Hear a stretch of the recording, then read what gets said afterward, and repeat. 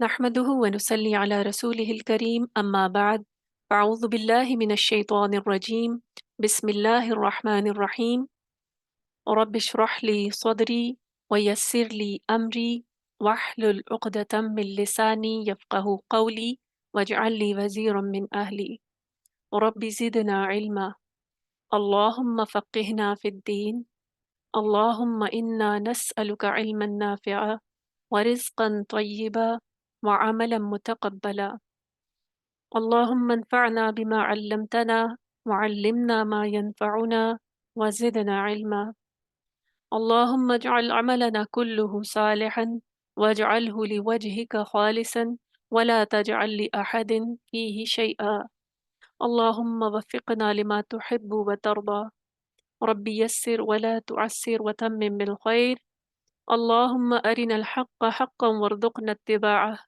وأرنا الباطل باطلا وارزقنا اجتنابه الہی آمین۔ چلیں آج انشاءاللہ ہم سورت آل عمران پارہ نمبر 4 ہے ہمارا، آیت نمبر 127 سے 127 سے آغاز کریں گے۔ پیچھے ہم نے آیات میں پڑھا کہ جو مضمون چل رہا ہے وہ غزوہ احد سے متعلق ہے۔ غزوہ احد جو ہے وہ اس کے بارے میں ہم نے پڑھا پچھلی آیات میں کہ نبی صلی اللہ علیہ وآلہ وسلم جو ہے انہوں نے بڑی حکمت عملی کے ساتھ جو ہے لوگوں کو صبح سویرے جو ہے ان کے مورچوں پر تعینات کیا، اور اس سے پہلے جب قریش مکہ نے مسلمانوں پر حملے کا ارادہ کیا، اور کیوں ارادہ کیا؟ کیونکہ وہ غزوہ بدر کی وجہ سے بہت زیادہ شدید غصے میں تھے اور مسلمانوں سے بدلہ لینا چاہتے تھے، تو انہوں نے مدینہ پر حملے کا ارادہ کیا۔ نبی صلی اللہ علیہ وآلہ وسلم نے صحابہ کرام سے، یعنی جتنے بھی مسلمان تھے ان سے اس وقت مشورہ کیا، اور سب کی اپنی اپنی رائے تھی۔ نبی صلی اللہ علیہ وآلہ وسلم کی رائے یہ تھی کہ مدینہ میں رہ کر ہی لڑا جائے، جنگ کی جائے، قریش کا مقابلہ کیا جائے۔ اور بہت سارے جو جذبہ جوش شہادت رکھتے تھے ان صحابہ کی رائے یہ تھی کہ باہر نکل کر کھلے میدان میں لڑا جائے۔ نبی صلی اللہ علیہ وآلہ وسلم نے ہتھیاروں سے لیس ہو کر ارادہ کیا کہ پھر باہر نکلیں۔ اب ہوا کیا کہ عبداللہ بن ابی، جس کے بارے میں ہم نے پہلے پڑھا کہ وہ منافقین کا سردار تھا، یعنی اس کو منافقین کا سردار کہا جاتا ہے، تو وہ اس وقت اس کی رائے بھی یہی تھی کہ مدینہ میں رہ کر لڑیں۔ اب جب نبی صلی اللہ علیہ وآلہ وسلم صحابہ کے مشورے پر یا صحابہ کے کہنے پر باہر نکلے مدینہ سے، اور 1000 کا لشکر تھا، اور پھر اس کے بعد کیا ہوا کہ عبداللہ بن ابی کیونکہ وہ مسلمانوں کے ساتھ نہیں تھا، وہ اوپر اوپر سے مسلمان تھا، زبانی مسلمان تھا۔ تو دیکھیں منافق وہی ہوتا ہے جو صرف زبانی مسلمان ہوتا ہے، جس کا عمل جو ہے اس کے ایمان کے منافی ہوتا ہے، یعنی ایمان میں کے جو تقاضے ہیں وہ پورے نہیں کرتا۔ قول پر تو مسلمان ہوتا ہے، زبانی دعویٰ کرتا ہے، لیکن دل سے مسلمان نہیں ہوتا۔ تو عبداللہ بن ابی اور اس کے ساتھ اور بھی بہت سارے منافقین تھے، بہرحال وہ ان کا سردار تھا۔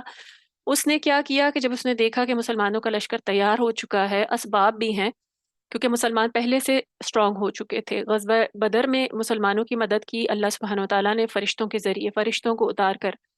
اب ریاست مدینہ قائم ہو گئی تھی اور ساتھ ہی مسلمانوں کو اسباب بھی مہیا ہو گئے تھے، تو کافی اسباب کے ساتھ وہ آئے۔ اب اس نے دیکھا کہ مسلمان سٹرونگ ہو گئے ہیں، کیونکہ وہ دل سے مسلمان نہیں تھا، اس کے اندر جذبہ جوش شہادت نہیں تھا، اور اس نے بزدلی دکھائی، اور بہانہ اس نے یہ کیا کہ کیونکہ میرے مشورے کو نہیں مانا گیا، لہٰذا وہ 300 لوگوں کو، اپنے جیسے 300 منافقین کو اور 300 ایسے لوگوں کو جو کہ اس کی باتوں میں آ گئے، ان کو لے کر الگ ہو گیا۔ اور مضمون جو پیچھے پورا چل رہا تھا کہ انہوں نے پھر اس کے بعد جب وہ 300 لوگوں کو لے کر الگ ہوا تو 700 لوگ بچ گئے مسلمانوں میں سے۔ اب اس کے بعد 2 گروہ اور تھے جن کو بنو حارثہ اور بنو سلمہ، ان کے جو کیونکہ قبائل لڑا کرتے تھے نا، قبیلوں میں متحد تھے وہ، تو قبیلوں کی صورت میں بنو حارثہ اور بنو سلمہ جو تھے ان کے دلوں میں بھی کمزوری پیدا ہو گئی جب انہوں نے دیکھا کہ مسلمانوں کی تعداد کم ہو گئی ہے، اور پھر ان کو خوف پیدا ہوا کہ کافروں کی تعداد تو کافی زیادہ ہے، تو شاید ہم پر وہ غالب آ جائیں۔ تو دل میں کمزوری تھی، لیکن اللہ سبحانہ و تعالیٰ نے متنبہ بھی کر دیا، اور اللہ سبحانہ و تعالیٰ نے آیات بھی نازل فرما دی، اور پھر اس کے بعد جو ہیں وہ مسلمان جو ہیں، یعنی جن کے دلوں میں کمزوری تھی، اللہ سبحانہ و تعالیٰ نے ان کے دلوں کو پھر سے مضبوط کر دیا۔ تو دیکھیں مومن کے دل میں کمزوری آ سکتی ہے، ایسا نہیں ہے کہ مومن، لیکن اب سچا مومن تو وہی ہے جو صرف اللہ پر بھروسہ کرتا ہے، اس میں ان آیات میں ہمارے لیے سبق بھی ہے. اگر ہمیں غزوہ احد کا پورا نقشہ پیش کیا جا رہا ہے تو اس کے جو معاملات ہیں اس میں ہمارے لیے سبق ہے. کیونکہ قرآن مجید میں جب بھی کوئی واقعہ بیان کیا جاتا ہے تو وہ واقعہ صرف واقعہ سنانے کے لیے نہیں ہوتا، یعنی اس میں کہانیاں نہیں سنائی گئی. ہر واقعے میں ہمارے لیے سبق ہیں، ہر واقعے میں ہمارے لیے عمل کے نقطے ہیں، ہر واقعے میں ہمارے لیے سوچنے کا مقام ہے، اپنے جائزہ لینے کی جو ہے ضرورت پڑتی ہے. تو جب ہم بدر کا دیکھتے ہیں تو مومن، یہاں سے ہمیں پتہ چلتا ہے کہ مومن میں کمزوری آ سکتی ہے، لیکن یہ ہے کہ اس کا جو ایمان ہے، جو توکل ہے، جب وہ اس کو دوبارہ سے ریفریش کر لیتا ہے تو اس کا ایمان جو ہے وہ بڑھ جاتا ہے. کیونکہ مومن کا ایمان کم زیادہ ہوتا رہتا ہے، لیکن کیا چیز اس کو اللہ کی کتاب ہے. اس وقت تو اس دور میں تو نبی صلی اللہ علیہ وسلم کی صحبت تھی، اللہ کی کتاب ہے، اللہ کی آیات ہے، نبی صلی اللہ علیہ وسلم کی صحبت اس وقت تھی. اب ہمارے پاس نبی صلی اللہ علیہ وسلم کی سنت ہے، نیک لوگوں کی مجالس ہے. تو اس طریقے سے جو ہے یا صالحین کا ساتھ ہے، یہ چیزیں انسان کے، مومن کے ایمان کو پھر مزید اس کو دوبارہ اضافہ کر دیتی ہیں جب وہ کم ہونے لگتا ہے. اور کم کیسے ہوتا ہے؟ دنیا کی ڈسٹریکشن سے، اپنا جو نفس ہے وہ بھی ساتھ ساتھ لگا ہوتا ہے. تو بہرحال مسلمانوں یعنی جو دو قبائل تھے ان کی کمزوری کو اللہ سبحانہ و تعالیٰ نے پھر طاقت میں بدل دیا، اور پھر بتایا کہ اللہ، نبی صلی اللہ علیہ وسلم نے پھر ان کو جو ہے تسلی دیتے ہوئے کہا کہ پہلے اللہ سبحانہ و تعالیٰ نے تمہاری مدد کی ہے بدر میں فرشتے اتار کر، تو کیا اللہ اب نہ کرے گا؟ یعنی بیسیکلی دیکھیں، فرشتوں کا اتارا جانا اللہ سبحانہ و تعالیٰ کی مدد تھی، کوئی شک نہیں. لیکن فرشتے بھی کیونکہ اگر اللہ کا اذن ہے اور اللہ چاہتے ہیں کہ مسلمانوں کو کامیاب کریں تو اللہ کا چاہنا کافی ہے. تو مومن کو اسباب پر بھروسہ کرنے کے بجائے، کیونکہ فرشتے بھی تو اس وقت اسباب ہی تھے نا، تو فرشتوں پر بھی بھروسہ کرنے کے بجائے توکل جو ہے وہ اللہ پر مضبوط ہونا چاہیے. کہ بجائے یہ سوچیں کہ اس وقت فرشتے اتر رہے ہیں تو اب ہم لازمی کامیاب ہو جائیں گے. اگر اللہ سبحانہ و تعالیٰ کا ساتھ ہے اور اللہ سبحانہ و تعالیٰ کی مدد ہے، اللہ کا اذن ہے، تبھی کامیابی مل سکتی ہے. تو اس میں اب ہمارے لیے عمل کا نقطہ کیا ہے؟ ہم آیت نمبر پڑھ رہے ہیں 127، ٹھیک ہے، وہاں سے سٹارٹ لیں گے. تو اگر اللہ سبحانہ تعالیٰ کا اذن ہے تو ہی ہمارے اسباب ہمارے کام آ سکتے ہیں. ٹھیک ہے. تو اور توکل کیا ہے؟ توکل یہ نہیں ہے کہ کچھ بھی نہ کریں اور کہیں کہ بس سب کچھ اللہ کر دے گا. مومن کا توکل یہ ہے کہ وہ اسباب اختیار کرتا ہے، کیونکہ جو دنیاوی اسباب ہیں وہ بھی اللہ سبحانہ تعالیٰ ہی کی تخلیق ہیں. تو یہی توکل ہے کہ انسان اللہ کے اسباب، اللہ کے دیے ہوئے اسباب کو اختیار کرے اور بھروسہ کس پہ رکھے؟ اسباب پہ نہیں، اللہ پر. کیونکہ مشکلوں میں جب انسان پڑتا ہے نا تو اللہ سبحانہ و تعالیٰ اس کے توکل کو آزماتے ہیں. اللہ سبحانہ و تعالیٰ دیکھتے ہیں کہ کس چیز پر بھروسہ کرتا ہے.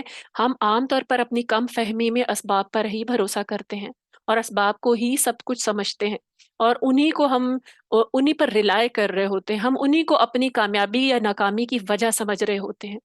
تو اگر کامیابی چاہیے تو توکل مضبوط ہونا چاہیے، اور پھر فرشتوں کی صورت میں بھی مدد اترا کرتی ہے، اور اللہ سبحانہ و تعالیٰ کے اذن کی صورت میں بھی مدد اترا کرتی ہے. تو جس کے ساتھ اللہ ہو تو پھر اس کو دنیا کے تمام اسباب نہ بھی ہوں، تب بھی اگر اللہ کی مدد ہے تو وہ انسان اکیلا بھی کامیاب ہو سکتا ہے. اور بہت ساری مثالیں قرآن مجید میں ایسی بھی آئیں گی جہاں بہت تھوڑے لوگوں نے بھی کامیابی حاصل کی، جیسے سورۃ البقرہ میں بھی ہم نے دیکھا تھا اور آگے بھی دیکھیں گے.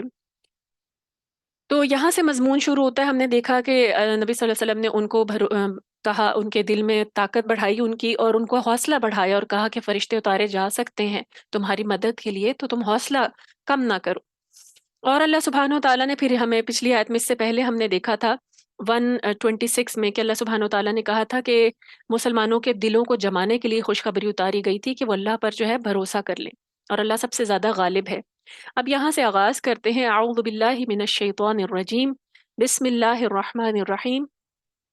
اللہ سبحانہ وتعالیٰ فرماتے ہیں لیقطع طرفا من الذین کفروا او یکبتہم فینقلبوا خائبین، تاکہ اللہ کافروں کا ایک بازو کاٹ دے یا انہیں ایسا ذلیل کر دے کہ وہ ناکام ہو کر پسپا ہو جائیں. یعنی اللہ سبحانہ و تعالیٰ جو مدد بھیج رہے تھے، اس کا مقصد کیا تھا؟ اللہ سبحانہ و تعالیٰ نے بتا دیا. اللہ تعالیٰ کا مقصد یہ ہے کہ کفر کا زور ٹوٹ جائے، اور مقصد پھر کیا ہوا؟ مکمل ہو کر رہا، اسلام غالب آ کر رہا. کافروں کے سردار ابو جہل جو ہے، سالار لشکر، اس جنگ میں مارے گئے. یہ جنگ بدر کی بات کی جا رہی ہے. پہلے اس کو ایک دفعہ ریوائز کیا گیا تھا، کیونکہ اسی کا ذکر پہلے کیا گیا، کیونکہ وہ ایک بہت بڑا مارکا تھا اور بہت بڑی مسلمانوں کی فتح تھی۔ تو اس وقت اللہ سبحانہ و تعالیٰ نے بھی مدد کی جو بھیجی تھی، اللہ کا مقصد یہ تھا کہ کافروں کا زور ٹوٹ جائے، کیونکہ اس وقت وہ بہت منہ زور تھے اور مسلمانوں کو بہت زیادہ ڈرے ہوئے تھے، ہجرت کی تھی، ان کے پاس مال اسباب نہیں تھے، اور ان کی طاقت بھی کم تھی، یعنی ان کی افرادی قوت تھی وہ بھی کم تھی، مین پاور نہیں تھی ان کے پاس زیادہ، لیکن ایمان جو ہے وہ ان کا سب سیسا پلائی ہوئی دیوار کی طرح تھا۔ تو اللہ سبحانہ و تعالیٰ کا مقصد یہ تھا کہ کفر کا زور ٹوٹ جائے، اور یہ مقصد پھر مکمل طور پر حاصل ہوا، اور کافروں کا سردار جو ابو جہل ہے وہ اس وقت اس لشکر میں مارا گیا، اور بہت سارے لوگوں کو قیدی بنا دیا گیا، اور بہت سارے لوگ ذلیل و خوار ہو کر لوٹے، جو کہ بڑے ببانگے دہل نکلے تھے کہ مسلمانوں کو جو ہے ختم کر کے آئیں گے، اسلام کا خاتمہ کر دیں گے، لیکن اللہ سبحانہ و تعالیٰ نے اسلام کو جو ہے فتح نصیب کی، اور اسلام کی نصرت کی، اور اس کو بلند کیا۔ پھر اللہ سبحانہ و تعالیٰ فرماتے ہیں لیس لک من الامر شیء او یتوب علیہم او یعذبہم فانہم ظالمون۔ اللہ سبحانہ و تعالیٰ فرماتے ہیں اے نبی صلی اللہ علیہ وآلہ وسلم، آپ کا اس بات میں کچھ اختیار نہیں، اللہ چاہے تو انہیں معاف کر دے اور چاہے تو انہیں سزا دے، وہ بہرحال ظالم تو ہیں ہی۔ وَلِلَّهِ مَا فِي السَّمَاوَاتِ وَمَا فِي الْأَرْضِ يَغْفِرُ لِمَن يَشَاءُ وَيُعَذِّبُ مَن يَشَاءُ وَاللَّهُ غَفُورٌ رَحِيمٌ۔ اللہ سبحانہ وتعالیٰ فرماتے ہیں کہ جو کچھ آسمانوں میں ہے اور جو کچھ زمین میں ہے سب کچھ اللہ کا ہے، وہ جسے چاہتا ہے معاف کر دیتا ہے، اور جسے چاہتا ہے سزا دے دیتا ہے، اور وہ بخش دینے والا ہے، نہایت رحم کرنے والا ہے۔ اب ان آیات کا تناظر دیکھیے، بات ہو رہی تھی کہ جنگ بدر کے بعد جو ہے غزوہ احد پیش آیا، اور غزوہ احد میں جو ہے مسلمانوں نے کیا کیا تھا، نبی صلی اللہ علیہ وسلم کی نافرمانی کر دی تھی، ٹھیک ہے۔ غزوہ احد کے باقی جو ہے میدان احد کے مزید حالات ہم آگے آگے پڑھیں گے، وہ آگے ذکر ہوں گے، یہاں صرف ان آیات میں ایک واقعے کی طرف اشارہ کیا گیا ہے جو اس آیت کے نزول کا سبب بنا، یعنی وجہ جو تھی یہ آیات کیوں نازل کی گئیں، ان کا تناظر دیکھتے ہیں، شان نزول دیکھتے ہیں۔ وہ واقعہ یہ تھا کہ جنگ احد میں نبی صلی اللہ علیہ وآلہ وسلم جو ہیں ان کو یعنی کہ مسلمان جو تھے بکھر گئے تھے، ان کی نافرمانی کی، خود ہی بد امنی کا شکار ہو گئے اس کی وجہ سے، اور نبی صلی اللہ علیہ وسلم کی نافرمانی کی وجہ سے، اور پھر کیا ہوا کہ نبی صلی اللہ علیہ وآلہ وسلم کی جو زرہ ہے، جب ان کے نبی صلی اللہ علیہ وسلم کے اوپر بھی جو ہے حملہ کیا گیا، اور ان کی جو زرہ ہے اس کا جو کڑیاں ہیں وہ نبی صلی اللہ علیہ وآلہ وسلم کے سر میں لگیں، اور نبی صلی اللہ علیہ وآلہ وسلم کا اگلا دانت ٹوٹ گیا، اور وہ کڑیاں اس طرح ان کے سر میں پیوست ہو گئی کہ ان کا سر زخمی ہو گیا تھا، اور کافی زیادہ خون نکلا، لہو لہان ہو گئے تھے۔ تو اب نبی صلی اللہ علیہ وآلہ وسلم کے چہرے سے جب خون بہ رہا تھا تو نبی صلی اللہ علیہ وآلہ وسلم وہ خون پوچھتے جاتے تھے اور فرماتے جاتے تھے کہ وہ قوم کیسے فلاح پائے گی جس نے اپنے نبی کا سر زخمی کر دیا اور دانت توڑ دیا، حالانکہ وہ انہیں اللہ کی طرف دعوت دے رہا تھا۔ یہ نبی صلی اللہ علیہ وسلم کو کس پر ناراضگی تھی؟ کیونکہ صحابہ کرام پر، جنہوں نے نبی صلی اللہ علیہ وسلم کی بات نہیں مانی تھی، اور وہ جگہ چھوڑ دی تھی کس چیز کی وجہ سے، کہ وہ سمجھ رہے تھے کہ وہ جنگ جیت گئے تو اب مال غنیمت کو جلدی جلدی سمیٹ لیں، ایسا نہ ہو کہ ان کے حصے میں کچھ نہ آئے۔ تو اس وجہ سے جیسے انہوں نے وہ جگہ چھوڑی، ہم پڑھیں گے آگے، تو پھر ان کو کیا ہوا، دشمن نے دوبارہ پلٹ کر ان پر حملہ کر دیا۔ تو اسی اسنا میں جب وہ بھگدڑ مچی ہوئی تھی تو نبی صلی اللہ علیہ وآلہ وسلم پر پھر حملہ کیا گیا اس وقت۔ تو نبی صلی اللہ علیہ وسلم اس وقت ناراض تھے، صحابہ پر ناراض ہوئے کہ ان کی بات نہیں مانی گئی، اور یہ سچویشن ہوئی تو نبی صلی اللہ علیہ وآلہ وسلم اپنے چہرے سے خون پوچھتے جاتے تھے اور فرماتے تھے۔ اس وقت انہوں نے فرمایا کہ وہ قوم کیسے فلاح پائے گی جس نے اپنے نبی کا سر زخمی کر دیا اور دانت توڑ دیا، حالانکہ وہ تو انہیں اللہ کی طرف دعوت دے رہا تھا۔ تو اس موقع پر پھر اللہ سبحانہ و تعالیٰ نے یہ آیات نازل کی۔ کیا آیات ہیں کہ اے نبی صلی اللہ علیہ وسلم، آپ کا اس بات میں کچھ اختیار نہیں، اللہ چاہے تو انہیں معاف کر دے اور وہ چاہے تو انہیں سزا دے دے، وہ بہرحال ظالم تو ہیں ہی۔ اب آپ دیکھیں اللہ سبحانہ و تعالیٰ نے نبی صلی اللہ علیہ وسلم کو کیا کہا، کہ نبی صلی اللہ علیہ وسلم جو ہیں انہوں نے مطلب اس طریقے سے کہا کہ یہ فلاح نہیں پا سکتے، یہ یعنی ان کا بھلا نہیں ہوگا، تو اللہ سبحانہ و تعالیٰ نے کہا کہ انہوں نے غلطی تو کی ہے، یہ ظالم ہیں، انہوں نے کیا ظلم کیا، نبی صلی اللہ علیہ وسلم کی اطاعت نہیں کی۔ نبی صلی اللہ علیہ وسلم کی اطاعت ہر حال میں ضروری ہے، تو اس وقت بھی ضروری تھی، اور اس وقت تو خاص طور پہ بات ماننی تھی، تو انہوں نے جب یہ نافرمانی کی تو اللہ سبحانہ و تعالیٰ نے کہا وہ بہرحال ظالم تو ہیں ہی، لیکن ان کے لیے یہ فیصلہ کرنے کا اختیار آپ کا نہیں ہے کہ یہ قوم فلاح پائے گی یا نہیں پائے گی۔ ان کی بھلائی ہوگی یا نہیں ہوگی، انہیں معافی ملے گی یا نہیں ملے گی، یہ اختیار سارے کا سارا اللہ کا ہے۔ وہ چاہے تو انہیں معاف کر دے اس غلطی پر بھی، اور وہ چاہے تو انہیں سزا دے دے۔ پھر آگے فرمایا کہ جو کچھ آسمان اور زمین میں ہے وہ سب اللہ کا ہے، وہ جسے چاہتا ہے معاف کر دیتا ہے اور جسے چاہتا ہے سزا دیتا ہے، وہ بخشنے والا اور نہایت رحم کرنے والا ہے۔ نبی صلی اللہ علیہ وسلم نے اس وقت چند مشرکین کا نام لے کر بھی ان کو بد دعا دی تھی، جو مشرکین نے پلٹ کر جو وار کیا تھا، جس کی وجہ سے نبی صلی اللہ علیہ وسلم کو زخم آئے تھے، تو نبی صلی اللہ علیہ وسلم نے ان کو بد دعا بھی دی تھی، اور یہ بھی کہا تھا کہ یہ ایمان بھی نہیں لا سکتے کبھی۔ یعنی اس طریقے سے جب بد دعا دی تو اللہ تعالیٰ کو تو کچھ اور ہی منظور تھا، اور اللہ سبحانہ و تعالیٰ نے اس وقت جو بہت سارے، کیونکہ اس میں حضرت خالد بن ولید بھی تھے جنہوں نے واپس پلٹ کر حملہ کیا تھا، اور وہ کس طرف تھے؟ وہ دشمنوں کے ساتھ تھے۔ اس وقت انہوں نے اسلام کے خلاف جنگ لڑی تھی، جنگ احد میں۔ تو نبی صلی اللہ علیہ وسلم نے جب یہ دعا کی تو اللہ تعالیٰ نے کہا کہ یہ ظالم تو ہیں، لیکن جو مسلمان ہیں انہوں نے بھی ظلم کیا کہ آپ کی بات نہیں مانی، اور خاص طور پہ مشرکین میں بھی، لیکن کوئی پتہ نہیں کہ ان مشرکین میں سے کون جو ہے وہ بھلائی حاصل کر لے، خیر حاصل کر لے، یعنی ایمان لے آئے۔ اور پھر حضرت خالد بن ولید کو ہم نے دیکھا کہ وہ جو ہیں ایک بہترین مسلمان اور ایک جنگجو مسلمان، انہوں نے جنگیں لڑی اسلام کی خاطر اور بہت ساری فتوحات حاصل کی۔ تو اب دیکھیں یہاں پر یہ آیات، ان کا شان نزول بھی ہم نے پڑھ لیا، اور اب اس میں بات کیا جو دیکھنے والی ہے، جو سمجھنے والی ہے، جو عمل کا نقطہ یا جو سمجھنے کا نقطہ ہے، وہ یہ ہے کہ کسی کو معاف کر دینا، یعنی کسی کا ہم عام طور پہ ججمنٹل ہو جاتے ہیں، ہم اگر اپنے اوپر رکھ کر دیکھیں اس آیت کو، کہ یہ تو اس وقت اس کا تناظر تھا، خصوصی تناظر تھا، اگر عمومی طور پر اس کو دیکھا جائے تو ہم جو ہیں عام طور پہ یہ سوچتے ہیں کہ لوگوں کو ججمنٹل ہوتے ہیں، کسی کو کوئی برائی کرتے ہوئے دیکھتے ہیں تو ججمنٹل ہو کر ہم کہتے ہیں یہ تو بہت ہی، یعنی یہ تو کافر ہے، کفر کے فتوے دینا شروع کر دیتے ہیں، کسی کے اوپر جہنم کی وعید سنانا شروع کر دیتے ہیں، اور ایسے ایزمپشن شروع کر دیتے ہیں کہ یہ تو کبھی، اس کا تو کبھی بھلا ہوگا ہی نہیں، اور اس نے تو کبھی جنت میں جا ہی نہیں سکنا۔ ایسے ایسے کام لوگ کر رہے ہوتے ہیں، ہم اپنے ارد گرد دیکھتے ہیں، لیکن اختیار اللہ کا ہے، کوئی پتہ نہیں ہوتا کس کے اندر کی خیر کس وقت اللہ سبحانہ وتعالیٰ باہر نکال دیں، اور وہ جو ہے پھر ایسی خیر پر چل پڑے کہ اس سے مزید خیر پھوٹے، اور پھر یہ کہ وہ خاتمہ بھی اس کا خیر پر ہو۔ اور اس لیے یوزلی اس میں ہمارے لیے عمل کا نقطہ کیا ہے کہ کسی کو بھی جو ہے ججمنٹل ہو کے کفر کا فتویٰ دینا، اور خاص اور اس کے علاوہ کسی کو جنتی ہونے کا ٹیگ دینا، یہ بھی درست نہیں ہے۔ یہ اللہ سبحانہ و تعالیٰ کا کام ہے۔ بظاہر ہم دیکھتے ہیں، ہم خوش ہو سکتے ہیں کہ کوئی انسان بہت نیک ہے اور بہت سارے نیک کام کر رہا ہے، اللہ کی رضا کے لیے کر رہا ہے، لیکن دلوں کا حال اللہ جانتے ہیں۔ تو اس لیے اس بات سے بچنا چاہیے، نہ تو کسی کو کفر کا فتویٰ دیں، نہ کسی کو جہنم میں جانے کی کوئی ٹکٹ دیں، اور نہ ہی کسی کے اوپر جنت میں جانے کی کوئی ایسی بات کریں، کیونکہ یہ سب کچھ اختیار جو ہیں یہ اللہ کے ہیں۔ زمین اور آسمان میں اس کی بادشاہت ہے، جنت اور دوزخ کا مالک بھی وہی ہے، جزا اور سزا کا مالک بھی وہی ہے، فیصلے بھی اسی نے کرنے ہیں، حشر میں ہمارا حساب بھی اسی کے سامنے ہوگا۔ تو پھر ہم جو ہیں دنیا میں کسی کا حساب کتاب کرتے پھریں، جہنم یا جنت کے ٹکٹ دیتے پھریں، یا کفر کے فتوے لگاتے پھریں، یہ ہمارا کام نہیں ہے۔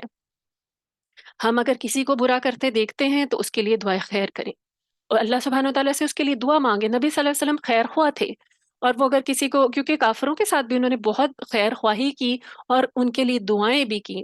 حضرت عمر کے لیے دعا کی تو حضرت عمر جو ہے ایمان لے آئے، اور اس کے علاوہ بھی بہت سارے لوگ ہیں، نبی صلی اللہ علیہ وسلم نے خیر خواہی میں ہی زندگی گزاری۔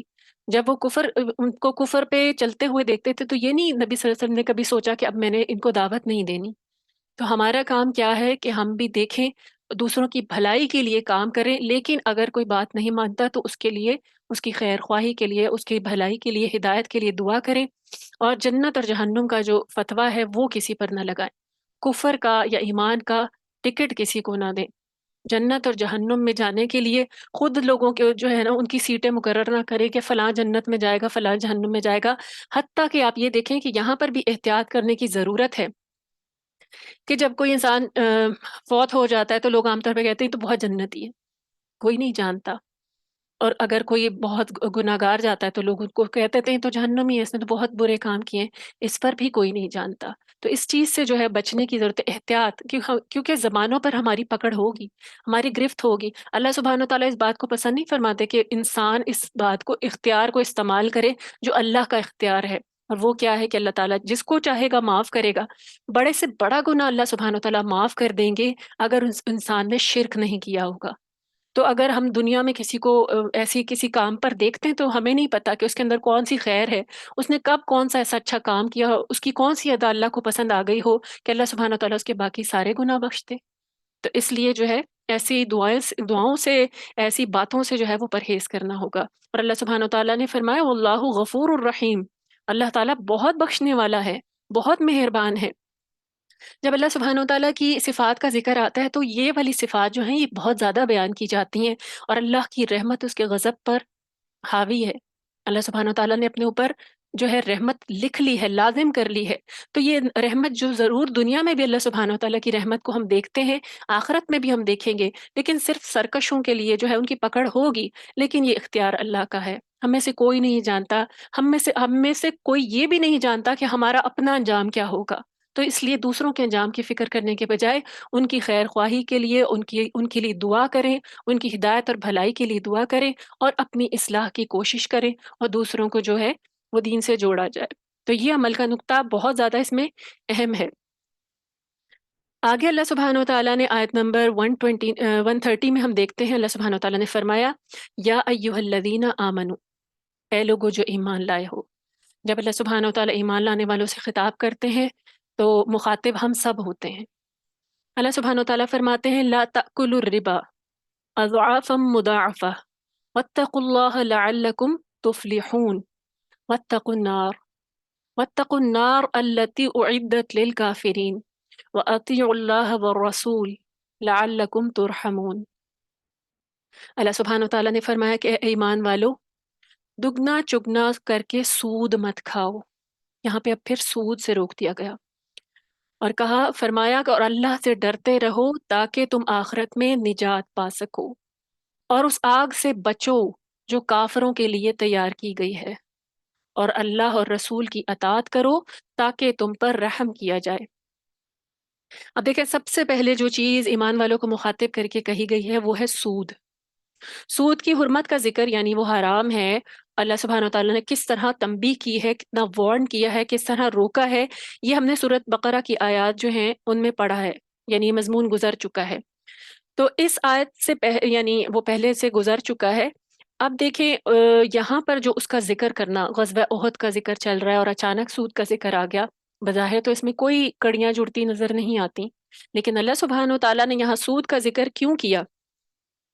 پہلے تو اللہ سبحانہ و تعالیٰ نے سود کی قباحتوں سے متعارف بھی کروا دیا اور روک بھی دیا، اور اس کو اچانک یعنی فوری طور پر چھوڑ دینے کی جو ہے وہ بھی بات کہی، اور یہ کہا کہ جو اس کو نہیں چھوڑے گا وہ اللہ رسول سے جنگ کرنے کے لیے تیار ہو جائے. اب اس جگہ پر جو ہے سود کا ذکر کرنا جو ہے بظاہر، یعنی اس کی حکمت جو ہے یہ معلوم ہوتی ہے کہ جنگ احد میں ابتدا میں جو مسلمان جو سٹارٹنگ میں، کیونکہ جو جنگ احد جو ہے مسلمان جیت تو گئے تھے لیکن بیچ میں ٹربل ہوئی تھی. وہ کیا ہوئی تھی کہ شروع میں مسلمان پہلے جیتنے لگے، اور پھر اس کے بعد کیا ہوا کہ انہوں نے جب مال غنیمت سمیٹنا چاہا، مال کی محبت ایک دم غالب آ گئی، تو اس کی وجہ سے جو ہے ان کو جو ناکامی ہوئی یا جو شکست یا جو بھی ان کو ہزیمت اٹھانی پڑی وہ اس کی وجہ تھی. بہت سارے مسلمان شہید ہو گئے تھے اسی وجہ سے، کیونکہ ایک دم سے وہ مال غنیمت حاصل کرنے کے لیے ساری لڑائی چھوڑ کے جو ہے وہاں اکٹھے ہو گئے تھے. تو اس وقت جو ہے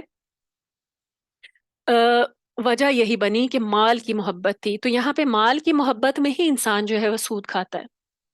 سود جو ہے جو حاصل کرنا چاہتا ہے، دیتا ہے، لیتا ہے، ان کے دلوں میں ہوتی ہے مال کی محبت. تو یہاں پہ بھی پھر اسی وجہ سے ذکر کیا گیا، کیونکہ دیکھیں مسلمانوں کا جو ایک دستہ تھا جس میں سیدنا عبداللہ بن جبیر جو ہے ان کی سرکردگی میں نبی صلی اللہ علیہ وسلم نے ایک درے پہ معمور کیا تھا حفاظت کے لیے کہ تم نے یہاں سے دیکھتے رہنا ہے، اور جب کافر آئے تو ان کے اوپر تیر برسانے، تو وہ جو ہیں وہ پھر آگے نہیں بڑھ سکیں گے. تو جب انہوں نے دیکھا وہ ایک الگ سے پورا دستہ جو تھا تعینات تھا، جب انہوں نے دیکھا کہ نیچے مسلمان جو ہیں وہ تو جیت رہے ہیں، فتح سے ہمکنار ہو رہے ہیں، اور تقریباً جیت ہی گئے ہیں، فتح مل گئی ہے، تو انہیں لگا کہ اب یہ تو کیونکہ درے پر اوپر کھڑے ہوئے ہیں، اب یہ تو حفاظت کرتے رہ جائیں گے اور نیچے جو ہے وہ مال غنیمت سمیٹ لیا جائے گا.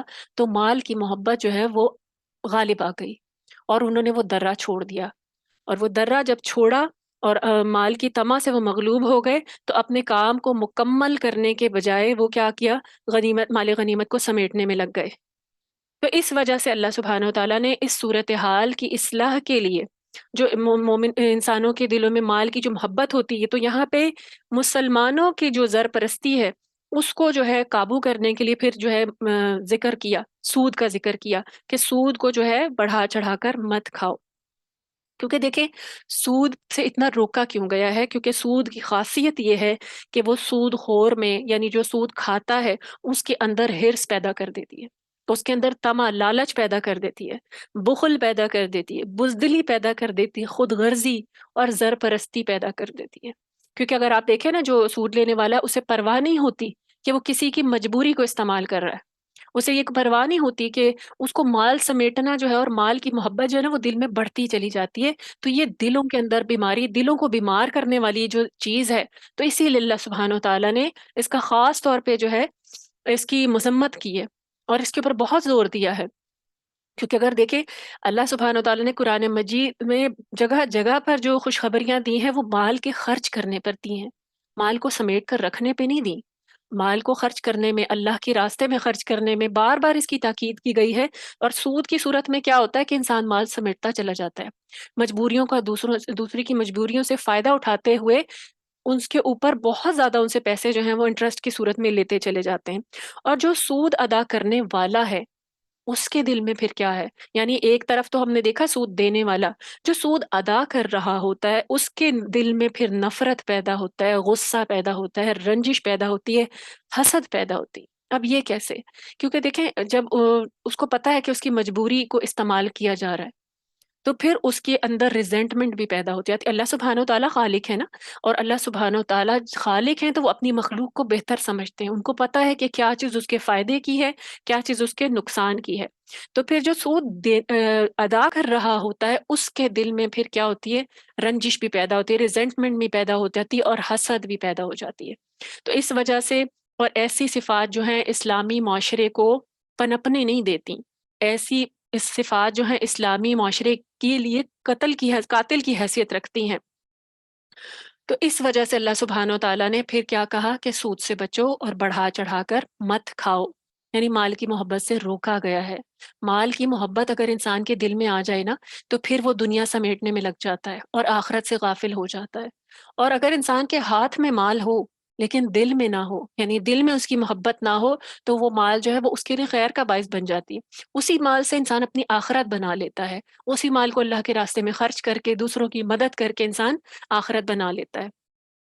پھر ساتھ ہی اللہ سبحانہ و تعالیٰ نے وعید بھی سنا دی، سود سے روک کر کیا کہا، واتقوا النار، آگ سے ڈرو، اس آگ سے ڈرو، کون سی، جہنم کی آگ، اعدت للکافرین، جو کہ کافروں کے لیے تیار کی گئی ہے۔ اور کافر کون ہوتے ہیں؟ ہم نے بار بار پڑھا کہ جو انکار کرنے والے ہوتے ہیں، اللہ کی حق کا انکار کرنے والے ہوتے ہیں، اللہ کو ماننے والا نہیں ہوتے، ان کو تو کافر کہتے ہی ہیں۔ ہم نے کافر سمجھا ہے نا کہ صرف جو بت پرست ہوتے ہیں وہ کافر ہوتے ہیں، جو مسلمان نہیں ہوتے وہ کافر ہوتے ہیں۔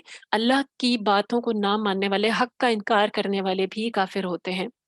تو اللہ سبحانہ و تعالیٰ نے مسلمانوں کو بھی وارن کر دیا کہ مال کی محبت میں مت پڑو اور اس آگ سے ڈرو جو کافروں کے لیے، وہ خاص طور پہ کافروں کے لیے ہی بھڑکائی گئی ہے، تو اس آگ سے تم بچ جاؤ۔ اور اس کا طریقہ بھی آگے بتا دیا، وَأَطِيعُوا اللَّهَ وَالرَّسُولَ، اللہ کی اور اس کے رسول کی اطاعت کرو۔ رسول کی اطاعت نہیں کی تھی نا غزوہ احد میں، اور رسول کی اطاعت میں دراصل اللہ کی اطاعت ہے، کیونکہ رسول جو ہے اپنی نفس کے لیے، اپنی ذاتی خواہش کے لیے کوئی کام نہیں کہتے، کوئی حکم نہیں دیتے۔ تو رسول جو ہیں وہ مکمل اللہ کی اطاعت میں ہوتے ہیں، اور جو حکم دیتے ہیں وہ اللہ کی اطاعت کے لیے ہی ہوتا ہے اور اس کے ہی مطابق ہوتا ہے۔ تو یہاں پہ اللہ سبحانہ و تعالیٰ نے آگ سے بچنے کا طریقہ بھی بتا دیا، اور وہ کیا ہے، وَأَطِيعُوا اللَّهَ وَالرَّسُولَ، اور ساتھ ساتھ اس کا بینیفٹ بھی بتا دیا، لَعَلَّكُمْ تُرْحَمُونَ، تاکہ تم پر رحم کیا جائے، تاکہ، یعنی رحمت، ہم اللہ سبحانہ و تعالیٰ کی رحمت کے محتاج ہیں، اور اگر ہمیں اللہ کی رحمت، جس پر اللہ کی رحمت ہو جائے اس کی دنیا بھی کامیاب ہے اور اس کی آخرت بھی کامیاب ہے۔ تو جب اللہ کی رحمت چاہیے تو کیا کرنا ہوگا؟ دو کام ہیں، اطیعوا اللہ والرسول، کام دو ہیں لیکن ڈائریکشن ایک ہی ہے۔ پھر آگے اللہ سبحانہ و تعالیٰ فرماتے ہیں وَسَارِعُوا إِلَىٰ مَغْفِرَةٍ، وسارعوا الی مغفرۃ من ربکم وجنہ عرضها السماوات والارض اعدت للمتقین۔ ابھی پہلے بتایا گیا کہ اعدت للکافرین کیا چیز تھی؟ جہنم۔ اب یہاں جنت کا تذکرہ آ گیا، اور اللہ سبحانہ و تعالیٰ فرماتے ہیں اور اپنے رب کی بخشش اور اس جنت کی طرف دوڑ چلو، ساریو، تیزی سے چلو۔ ساری ہوتا ہے تیزی سے لپک کر جانا، کہ جنت کی طرف دوڑ چلو جس کا عرض آسمانوں اور زمین کے برابر ہے۔ یعنی اب ہمیں کیا پتہ چل رہا ہے کہ جنت جو ہے وہ کوئی چھوٹی سی معمولی سی چیز نہیں ہے، آسمانوں اور زمین کے برابر اس کا عرض ہے۔ اللہ سبحانہ و تعالیٰ نے اس کی لمبائی چوڑائی بھی ہمیں بتا دی، ان لمیٹڈ ہے، اور وہ ان لوگوں کے لیے جو متقی ہیں تیار کی گئی ہے، یعنی تقوی والوں کے لیے ہے جنت۔ اگر ہم میں تقوی ہے یا ہمیں جنت چاہیے تو کیا حاصل کرنا ہے؟ تقوی، اور تقوی اللہ اور رسول کی اطاعت سے ہی پیدا ہوتا ہے۔ تو یہاں پہ جنت کا ذکر کیا، اور سب سے پہلے اللہ سبحانہ و تعالیٰ نے کہا وَسَارِعُوا إِلَى مَغْفِرَةٍ، اللہ کی مغفرت کی طرف دوڑو، اللہ سے بخشش کا سوال کرو۔ تو دیکھیں اللہ کی مغفرت کی طرف دوڑ کر جانے کا مطلب یہ ہے، دوڑنے کا مطلب کیا ہے؟ یہ نہیں کہ آپ فزیکلی کو دوڑ لگانا شروع کر دیں۔ مقصد کیا ہے؟ مطلب کیا ہے کہ ایسے کام جو ہیں بلا تاخیر کیے جائیں، یعنی ان میں دیر نہ لگائی جائے، جو اللہ کی مغفرت کا سبب بن سکتی ہیں، جن سے گناہ ہمارے بخشے جا سکتے ہیں۔ جب کوئی ایسا کام پتہ چلے تو فوراً اس کی طرف لپکیں، بلا تاخیر آگے بڑھیں۔ اور اس کے علاوہ وہ تمام اعمال صالح جو بتا دیے گئے ہیں، جو نیک عمل ہیں، اور نیک عمل کی بنیاد کیا ہوتی ہے، اس کی شرائط کیا ہے؟ کہ وہ اللہ کی رضامندی کے لیے ہو۔ اگر آپ کوئی اچھا کام کر رہے ہیں، کسی کو کھانا کھلا رہے ہیں، بظاہر تو یہ نیک کام ہے، لیکن اگر آپ نے صرف یہ دکھانا تھا کہ آپ نے لوگوں کو کھانا کھلایا اور آپ بہت سخی ہیں، تو یہ نیک عمل نہیں ہے، اس میں ریاکاری شامل ہو گئی، یہ اللہ کے لیے نہیں تھا، اللہ سے اس کا اجر نہیں ملے گا۔ تو اگر بخشش چاہیے تو پھر اعمال صالح کرنے ہوں گے، اور لپک کر کرنے ہوں گے، اور ہر جو عمل ہے اس میں اس کی جو بنیاد ہے، اس کی جو نیت ہے، وہ خالص رکھنی ہوگی، اور وہ صرف اللہ کے لیے۔ دین کا علم حاصل کریں تو اللہ کے لیے، اس لیے نہیں کہ ناموری پیدا ہو جائے، کہ لوگ سمجھیں کہ بہت نیک ہے، بہت علم ہے اس کے پاس دین کا، یا اپنی عزت کروانی ہو، یا کوئی رینک چاہیے ہو، کوئی مرتبہ چاہیے ہو، عالم یا عالمہ کہلانا ہو، یا پھر اس کے علاوہ کہیں پر مال خرچ کیا ہے تو اس لیے نہیں کہ سخی کہلوانا ہے، یا لوگوں میں اپنا روب بٹھانا ہے، یا لوگوں کو اپنے او میں لینا ہے۔ اعمال صالح وہ ہیں، اور اللہ کی مغفرت کا سبب وہ اعمال صالح ہیں جو کہ صرف اللہ کے لیے کیے جائیں گے۔ اس کے علاوہ یہاں پر مغفرت کی بات ہے تو اس اللہ تعالیٰ سے استغفار کرنا بذات خود اللہ کی بخشش کا بہت بڑا ذریعہ ہے۔ اب دیکھیں استغفار کے بہت زیادہ فضائل ہیں۔ استغفار اگر عام طور پر دیکھا جائے نا، تو لوگ سوچتے ہیں اگر گناہ ہوں گے تو استغفار کریں گے نا، حالانکہ ہم سب گناہ گار ہیں، ہم سب کو استغفار کی دن رات ضرورت ہے۔ اس کے علاوہ بھی استغفار کرنے سے جو رکے ہوئے راستے ہیں، جو بند راستے ہیں، وہ کھل جاتے ہیں، جو پریشانیاں ہیں وہ دور ہو جاتی ہیں، جو رزق کی تنگی ہے وہ کشادگی میں بدل جاتی ہے، اور جو نیکی کی طرف بڑھتے ہوئے اکثر یہ ہوتا ہے کہ نیکی کرنے میں رکاوٹ پیدا ہو رہی ہوتی ہے، نیک کام انسان کر نہیں پا رہا ہوتا، استغفار کرنے سے وہ راستے بھی کھل جاتے ہیں، کیونکہ ہمارے اپنے گناہ ہمارے خیر کے کام کرنے کے راستے میں آ جاتے ہیں۔ تو استغفار کرنے کی بہت ضرورت ہے، اور یہ اللہ کی بخشش کا بہت بڑا سبب ہے۔ اللہ کو پسند ہے کہ اس کے بندے اس کے آگے گڑ گڑا کر اپنے گناہوں کی معافی مانگے، کیونکہ اللہ نے بتا دیا کہ وہ غفور الرحیم ہے، غفور ہے، بہت بخشنے والا ہے۔ تو دیکھیں استغفار کے لیے نبی اللہ سبحانہ وتعالیٰ کی کتاب میں اور نبی صلی اللہ علیہ وسلم کی سنت کے حساب سے بہت ساری دعائیں جو ہیں ہمیں پتہ چلتی ہیں۔ ایک دعا استغفار ہے جس کو سید الاستغفار کہا جاتا ہے۔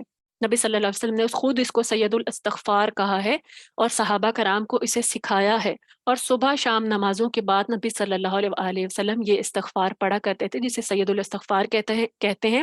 اور ان کے الفاظ کیا ہیں؟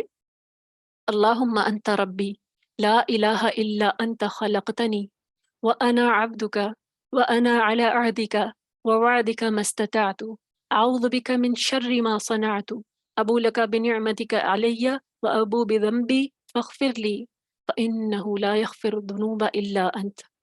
ترجمہ بھی آپ کے سامنے رکھتی ہوں تاکہ آپ اس کے ترجمے کو سمجھیں کہ سید الاستغفار کیوں کہا گیا ہے۔ ترجمہ ہے کہ اے اللہ، تو ہی میرا پروردگار ہے۔ بندگی آ گئی نا، اللہ کو اللہ کا بندہ مان، اللہ کو پروردگار مانا اور اس کے بندگی کا اقرار کیا۔ تیرے سوا کوئی الہ نہیں، توحید آ گئی نا یہاں پر. تیرے سوا کوئی الہ نہیں، تو نے ہی مجھے پیدا کیا ہے. اب یہ بھی اقرار کر لیا کہ پیدا خالق مالک بھی وہی ہے، اور میں تیرا بندہ اور غلام ہوں، اور جہاں تک مجھ سے ہو سکتا ہے میں تیرے عہد اور تیرے وعدے پر قائم ہوں. یہ کون سا عہد ہے؟ عہد الست.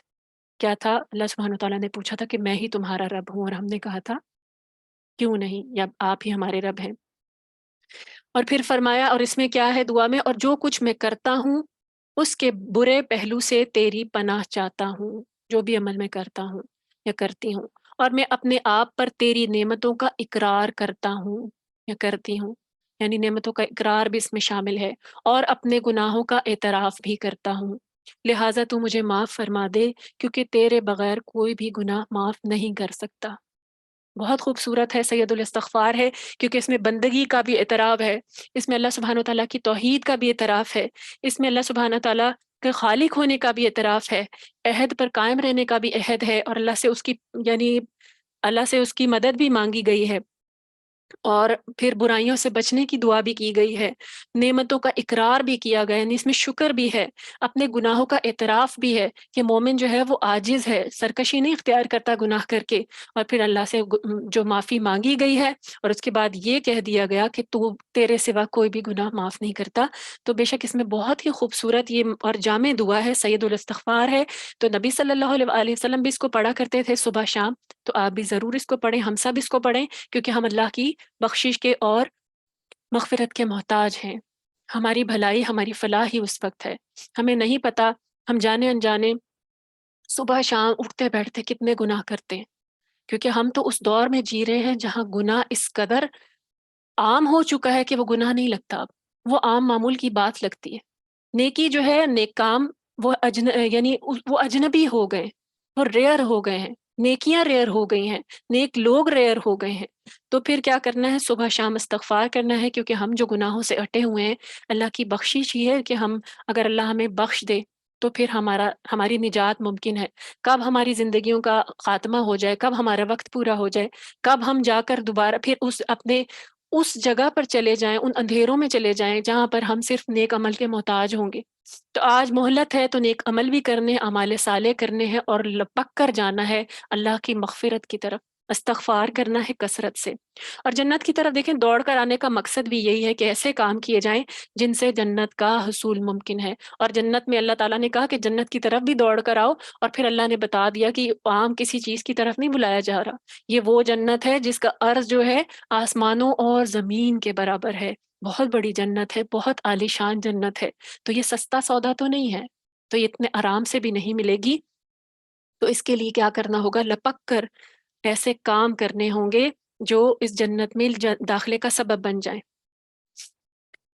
تو یہ جو اللہ سبحانہ تعالیٰ نے کہا کہ آسمان اور زمین کے برابر ہے، تو یہ جنت کی وسعت کا اندازہ کوئی نہیں کر سکتا، کیونکہ مجھے اور آپ کو تو پتہ نہیں ہے کہ آسمان کتنے وسیع ہیں. تو اللہ تعالیٰ تو کہہ رہے ہیں کہ جنت تو اس سے بھی زیادہ وسیع ہے. تو جنت کا ایک ایک درجہ 500 سال کے ڈفرنس پر ہوگا، پہلا درجہ اور دوسرے درجے کے درمیان 500 سال کا فاصلہ. تو اب آپ سوچیں کہ وہ جنت کتنی وسیع ہوگی، اور اس میں جانے کے لیے ہمیں کیا کرنا ہوگا؟ ہمارے عمل تو کچھ بھی نہیں ہے، ہم ساری زندگی بھی نیک عمل کرتے رہیں تو اس قابل نہیں ہو سکیں گے کہ اس جنت میں جا سکیں. یہ اللہ کی رحمت ہی ہے. اللہ اگر ہمیں معاف کر دے اور اللہ اپنی رحمت کر دے تو ہی ہم اس قابل ہو سکیں کہ ہم جنت میں چلے جائیں. تو اللہ سے اس کی بخشش مانگنی ہے، اپنی کوشش پوری کرنی ہے، سارے وہ والا کام کرنا ہے، لپک کر جانا ہے اللہ کی مغفرت کی طرف، اور اس جنت میں داخل ہونے والے کام کرنے ہیں. اور سب سے پہلے اس کی کنجی کیا ہے، اس کی چابی کیا ہے؟ وَأَطِیعُوا اللَّهَ وَالرَّسُولَ. اور اس جنت کو تقوی والوں کے لیے تیار کیا گیا. تقوی والے وہ ہوتے ہیں جو اللہ سے ڈرتے رہتے ہیں، ہر کام اللہ سے ڈر کر کرتے ہیں. کیا کرتے ہیں؟ گناہ سے بھی بچتے ہیں اللہ سے ڈر کر، اور نیکی کرنے کے بعد بھی اللہ سے ڈرتے ہیں. یعنی نیکیوں پر اتراتے نہیں ہیں، وہ نیکی کر کے بھی ڈرتے رہتے ہیں کہ پتہ نہیں قبول ہوئی کہ نہیں. کیونکہ یہی مومن کی نشانی کہ وہ اپنی نیکی پر اتراتا نہیں ہے، پھولتا نہیں ہے، فخر بریگ نہیں کرتا اس کو. وہ پھر بھی ڈرتا ہے کہ پتہ نہیں قبول ہوئی بھی ہے کہ نہیں. کیونکہ دیکھیں، میں نے اور آپ نے جو اچھے عمل آگے بھیجے ہیں، پتہ نہیں ہماری نیتوں نے کون کون سی نیتوں نے ضائع کر دیا ہوگا، پتہ نہیں ہماری زبان کے کس لفظ نے ان کو ضائع کر دیا ہوگا. ہمیں نہیں پتا وہ ہمارے اعمال نامے میں ہمیں آگے ملیں گی بھی کہ نہیں.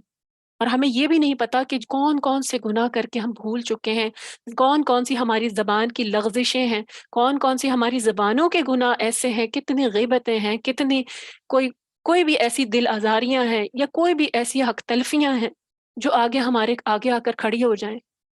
تو پھر کیا کرنا ہے؟ اللہ سے مغفرت مانگنی ہے، کیونکہ مغفرت ہی مٹا سکتی ہے برے کاموں کو، ہمارے گناہوں کو ہمارے اعمال ناموں میں سے۔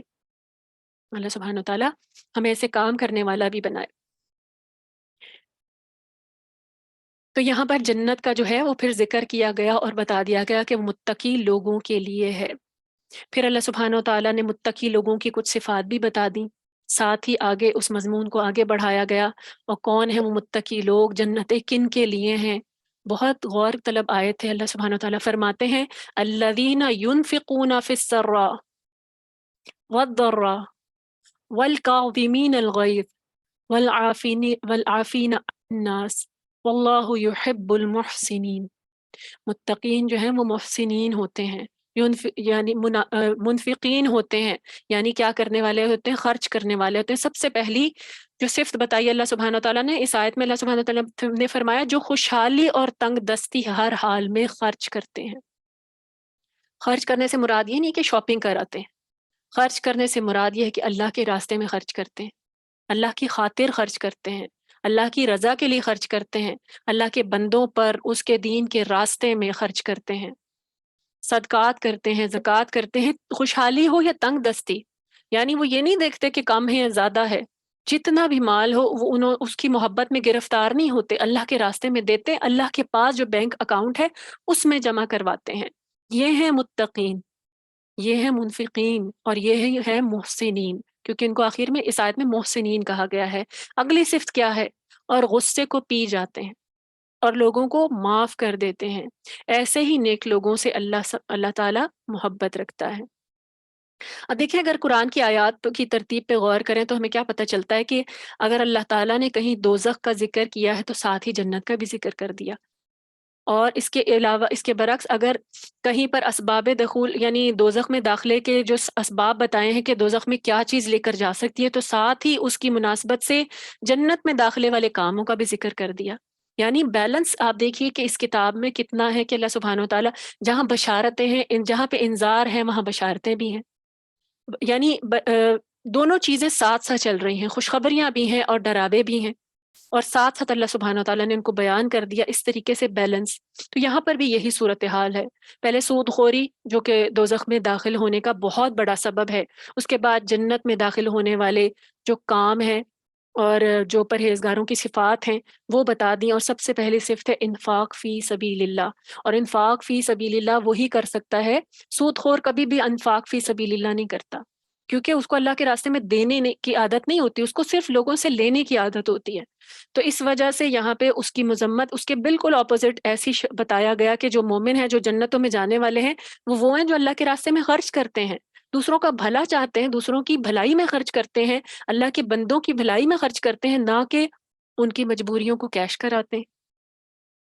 تو یہ سود خوری کے بالکل متضاد صفات ہیں، اور وہ کیا ہے؟ اللہ کے راستے میں خرچ کر دینا۔ پھر اس کے بعد جو بات کی گئی ہے کہ وہ غصے کو پی جانے والے ہیں، دوسری صفت جو ہے کہ وہ غصے کو پی جاتے ہیں اور لوگوں کو معاف کر دیتے ہیں۔ تو دیکھیں غصہ کس پر آتا ہے؟ غصہ اس پہ آتا ہے جس نے کوئی ہمارے ساتھ کچھ غلط کر دیا ہو، یا پھر اپنے سے کمزور پر آتا ہو۔ تو اللہ سبحانہ و تعالیٰ نے کیا کہا کہ جو کسی بھی قسم کا ایسا کوئی غصہ آ جائے اس کو پی جانے والے ہیں، کس کی خاطر؟ اللہ کی خاطر۔ اور پھر کیا ہوتا ہے؟ کیونکہ جو غصہ ہوتا ہے نا، وہ انسان اس وقت شیطان انسان کو استعمال کر لیتا ہے، اور اب آپ دیکھیں کہ دنیا میں بہت سارے فساد، بہت سارے قتل، بہت سارے گھروں کا ٹوٹنا، ان کی بنیاد کیا ہوتی ہے؟ غصہ۔ کیونکہ اس وقت شیطان انسان سے کھیل رہا ہوتا ہے، انسان اپنے حواسوں سے باہر آ چکا ہوتا ہے، اللہ کی جو ڈر ہے اس سے بھی اپنی طرح بہت حد تک باہر نکل چکا ہوتا ہے، یعنی اس وقت اللہ کا خوف کم ہو جاتا ہے، اور غصے کی کیفیت ایسی ہوتی ہے کہ شیطان اس وقت انسان کو استعمال کر لیتا ہے۔ بہت سے لوگ خودکشیاں کر بیٹھتے ہیں، اپنی زندگیوں کا خاتمہ کر لیتے ہیں، بہت سارے لوگ گھر ٹوٹ جاتے ہیں، آدمی غصے میں طلاق دے دیتے ہیں، بعد میں کیا ہوتا ہے؟ پچھتاتے ہیں۔ اسی طریقے سے بہت سارے قتل ہو جاتے ہیں۔ کس پار آف دا مومنٹ ہوتا ہے غصہ کہ انسان کو اپنی اس کی جو نفس ہے اس کے قابو سے باہر آتا ہے اور شیطان اس وقت اس کو اپنے کام کا بنا کر استعمال کر لیتا ہے، پھر بعد میں جو مرضی ریگریٹ کرتے رہیں وہ چیز انڈن نہیں ہوتی۔ اور غصے کی وجہ سے اگر کوئی گناہ سرزد ہو جائے تو پھر اس کا جو اعمال نامے میں وہ لکھ لیا جاتا ہے، پھر اس کی سزا بھی ہے۔ تو اس لیے اللہ سبحانہ و تعالیٰ نے کہا کہ غصے کو پی جانے والے جو ہیں وہ منفقین ہیں، کیونکہ بہت بڑا گھونٹ ہوتا ہے غصے کا جو پیا جاتا ہے۔ غصہ انسان کو اس کے قابو، نفس کے قابو سے باہر کر دیتا ہے، نفس سے اس کا اپنے قابو سے انسان باہر آ جاتا ہے۔ تو اگر اس وقت وہ اپنے آپ کو قابو کرتا ہے تو وہ کس کی خاطر کر سکتا ہے؟ اللہ ہی کی خاطر کر سکتا ہے۔ تو جو محسنین ہیں وہ غصے کو پی جانے والے ہیں، اور اگر اپنے سے کمزور کوئی ہے اس کو معاف کر دینے والے ہیں۔ انتقام کی، اگر انتقام لینے کی قدرت بھی رکھتے ہوں اور اس کے علاوہ انتقام لینے پر حق بجانب بھی ہوں، پھر بھی وہ معاف کر دیتے ہیں۔ عافین ہے، عافین یعنی کہ وہ محسنین کے درجے پر معاف کرتے ہیں ان کو، یعنی انتقام لینے میں وہ حق بجانب بھی ہوتے ہیں کیونکہ ان کے ساتھ کوئی زیادتی کی گئی ہوتی ہے، ان کو غصہ ہوتا ہے، وہ اس کو پی بھی جاتے ہیں، لیکن کس کی خاطر؟ اللہ کی خاطر۔ نبی صلی اللہ علیہ وآلہ وسلم نے فرمایا کہ بہادر وہ نہیں جو کسی دوسرے کو لڑائی سے پچھاڑ دے، بلکہ بہادر وہ ہے جو غصے کو برداشت کر جائے۔ اسی طرح ایک مرتبہ ایک آدمی نے نبی صلی اللہ علیہ وآلہ وسلم سے عرض کیا کہ یا رسول اللہ صلی اللہ علیہ وآلہ وسلم، مجھے کچھ وصیت کیجیے، یعنی مجھے کوئی نصیحت کرے، میرا فائدہ ہو جائے۔ نبی صلی اللہ علیہ وآلہ وسلم نے فرمایا کہ غصہ نہ کیا کرو۔ ایک مرتبہ فرمایا تو پھر اس نے بار بار وصیت کی درخواست کی کہ چلیں آپ کچھ اور بتائیں، کوئی اور نصیحت کریں۔ نبی صلی اللہ علیہ وسلم نے بار بار یہی کہا کہ غصہ نہ کیا کرو۔ نبی صلی اللہ علیہ وسلم کو اس کا پتہ ہو گیا، بخاری کی حدیث ہے کتاب الادب میں۔ تو نبی صلی اللہ علیہ وسلم کو اس کا پتہ ہوگا اس کی طبیعت کا، تو نبی صلی اللہ علیہ وسلم نے بار بار اس کو یہی وصیت کی، کیونکہ غصہ جو ہے پھر انسان کو اگر اللہ کی اطاعت سے باہر لے جائے یا اس کو گناہوں پر آبادہ کرتے ہیں، غصے کی وجہ سے، جیسے میں نے بتایا اور آپ سب جانتے ہیں، ہمارا مشاہدہ ہے کہ بہت سارے کام غلط جو ہیں وہ غصے ہی کی حالت میں ہوتے ہیں۔ تو اللہ سبحانہ وتعالیٰ نے کہا کہ محسنین وہ ہیں۔ دیکھیں، غصہ پی جانا اور معاف کر دینا دو الگ الگ کام ہیں، ایسے ہی ہے نا؟ غصہ پی جانا کہ ٹھیک ہے اب غصہ ختم کر دیا، چلو بات کو نہیں بڑھائیں گے، یہ تو ہو گیا اعلیٰ ظرفی کا کام۔ اس کے بعد اس کو معاف بھی کر دینا، یعنی جس نے غلطی کی ہے اس کو معاف بھی کر دینا، تو یہ جو ہے یہ بہت عظیمت کا کام ہے۔ تو کیونکہ ہوتا یہ کہ عام طور پہ نا غصے کو وقتی طور پہ پی لیا جاتا ہے کہ ٹھیک ہے چلو ٹھیک ہے، بات کو نہیں بڑھاتے، یا پھر اگر اللہ کا واسطہ دے دیا جائے تو لوگ خاموش ہو جاتے ہیں کہ ٹھیک ہے اللہ کی خاطر جو ہے اگنور کر دیتے ہیں، لیکن دل میں جو ہے وہ بات رہتی ہے۔ تو اگر دل سے نکال دی جائے، اور دل میں عام طور پہ بعض دفعہ لوگ ایسے بھی ہوتے ہیں کہ اس وقت ان کو موقع نہیں ملتا تو وقتی طور پہ غصے کو دبا لیتے ہیں، جس کو غصے کو وہ پی جانا کہہ دیتے ہیں، لیکن جب موقع دوبارہ ملتا ہے تو پھر اپنا ہاتھ صاف کر جاتے ہیں، فوراً جو ہے وہ بدلہ لے لیتے ہیں کہ فلاں وقت میں یہ کیا تھا نا میرے ساتھ، اس وقت تو میں نے چھوڑ دیا تھا، اب نہیں چھوڑوں گا یا اب نہیں چھوڑوں گی۔ تو یہ جو ہے نا بہت عظیمت کا کام ہے، اعلیٰ صفت لوگوں کا کام ہے، محسنین کا کام ہے کہ جب وہ غصے کو پی جائیں تو ساتھ ہی معاف بھی کر دیں، لوگوں کا وہ قصور بھی معاف کر دیں، حالانکہ انتقام لینے پر قادر ہوں، چاہے اس وقت یا بعد میں، لیکن اللہ کی خاطر غصہ بھی پی لیں اور جھگڑا بھی چھوڑ دیں اور پھر معاف بھی کر دیں۔ اور محسنین، اس کے بعد محسنین کا تذکرہ کیا گیا، احسان کا ذکر کیا گیا۔ اور احسان کیا ہے کہ اگر اس نے برا کیا تھا تو اس کو پہلے تو سب سے پہلے کہ غصہ پی لیا، پھر دوسرا یہ کہ اس کو معاف کر دیا، اور پھر تیسرا یہ کہ اس کے ساتھ احسان بھی کیا، یعنی اس کے ساتھ نارمل بیہیویئر سے بھی زیادہ بڑھ چڑھ کر اچھا جو ہے وہ سلوک کیا۔ تو یہ ہے احسان، یعنی نیکی کو اس کی خوبصورت لیول پر، احسن لیول پر آ کر کرنا، یہ ہے احسان۔ تو اللہ سبحانہ و تعالیٰ نے کہا کہ ایسے ہی نیک لوگ ہیں محسنین، جو یہ کام کرتے ہیں، کیا اللہ کے راستے میں خرچ کرتے ہیں، چاہے تنگی ہو چاہے آسانی ہو، غصے کو پی جانے والے ہیں، لوگوں کو معاف کر دینے والے ہیں، ان کے قصور معاف کر دینے والے ہیں، اور اللہ ایسے محسنین سے محبت رکھتا ہے۔ کتنی بڑی بات اللہ سبحانہ وتعالیٰ نے کی کہ اللہ کو ایسے لوگ پسند ہیں، اللہ محبت رکھتا ہے۔ کتنی خوش نصیبی ہو جب انسان کو یہ پتہ چل جائے کہ اللہ مجھ سے محبت کرتا ہے، اور اللہ تعالیٰ نے یہاں پہ اس آیت میں وہ کام بتا دی ہیں کہ اگر میں اور آپ یہ کر جائیں نا، کیونکہ بہت مشکل کام ہے تنگی اور خوشحالی میں خرچ کرنا، یہاں پہ کیا ہوگا، یہاں بھی نفس کو روکنا پڑے گا، جو مال کی طمع ہے اس کو پیچھے کرنا پڑے گا، جب انسان تنگ دستی میں ہوتا ہے اس وقت مال خرچ کرنا اس وقت بھی مشکل ہوتا ہے، لیکن یہ ان لوگوں کے لیے آسان ہوتا ہے جن کے دل میں مال کی محبت نہیں ہوتی، وہ صرف اللہ کو راضی کرنا چاہتے ہیں، اور پھر غصہ پی جانا بھی ان لوگوں کے لیے ہی آسان ہوتا ہے جو صرف اللہ کو راضی کرنا چاہتے ہیں، اور لوگوں کو معاف کر دینا بھی ان کے لیے آسان ہوتا ہے، اور یہ صرف وہی لوگ کر سکتے ہیں جو محسنین ہوں، احسان کرنے والے ہوں۔ تو پھر اگر اتنے بڑے بڑے کام انسان کر جائے تو پھر وہ اللہ کی محبت کا حقدار بن جاتا ہے۔ اللہ سبحانہ وتعالیٰ نے خود بتا دیا کتاب میں، واللہ یحب المحسنین، اللہ تعالیٰ نیک لوگوں سے، ایسے احسان کرنے والوں سے محبت رکھتا ہے۔ اللہ سبحانہ وتعالیٰ ہم سب کو جو ہے محسنین میں شامل فرمائے۔ اللہ تعالیٰ ہمارے نفسوں کی، ہمارے حالوں کی اتنی اصلاح کر دے کہ ہم بھی جو ہے وہ محسنین میں شامل ہو جائیں، ہمارے ایمان بھی اتنے پختہ ہو جائیں۔ پھر آگے فرمایا مزید، ان کی مزید صفات کیا ہیں؟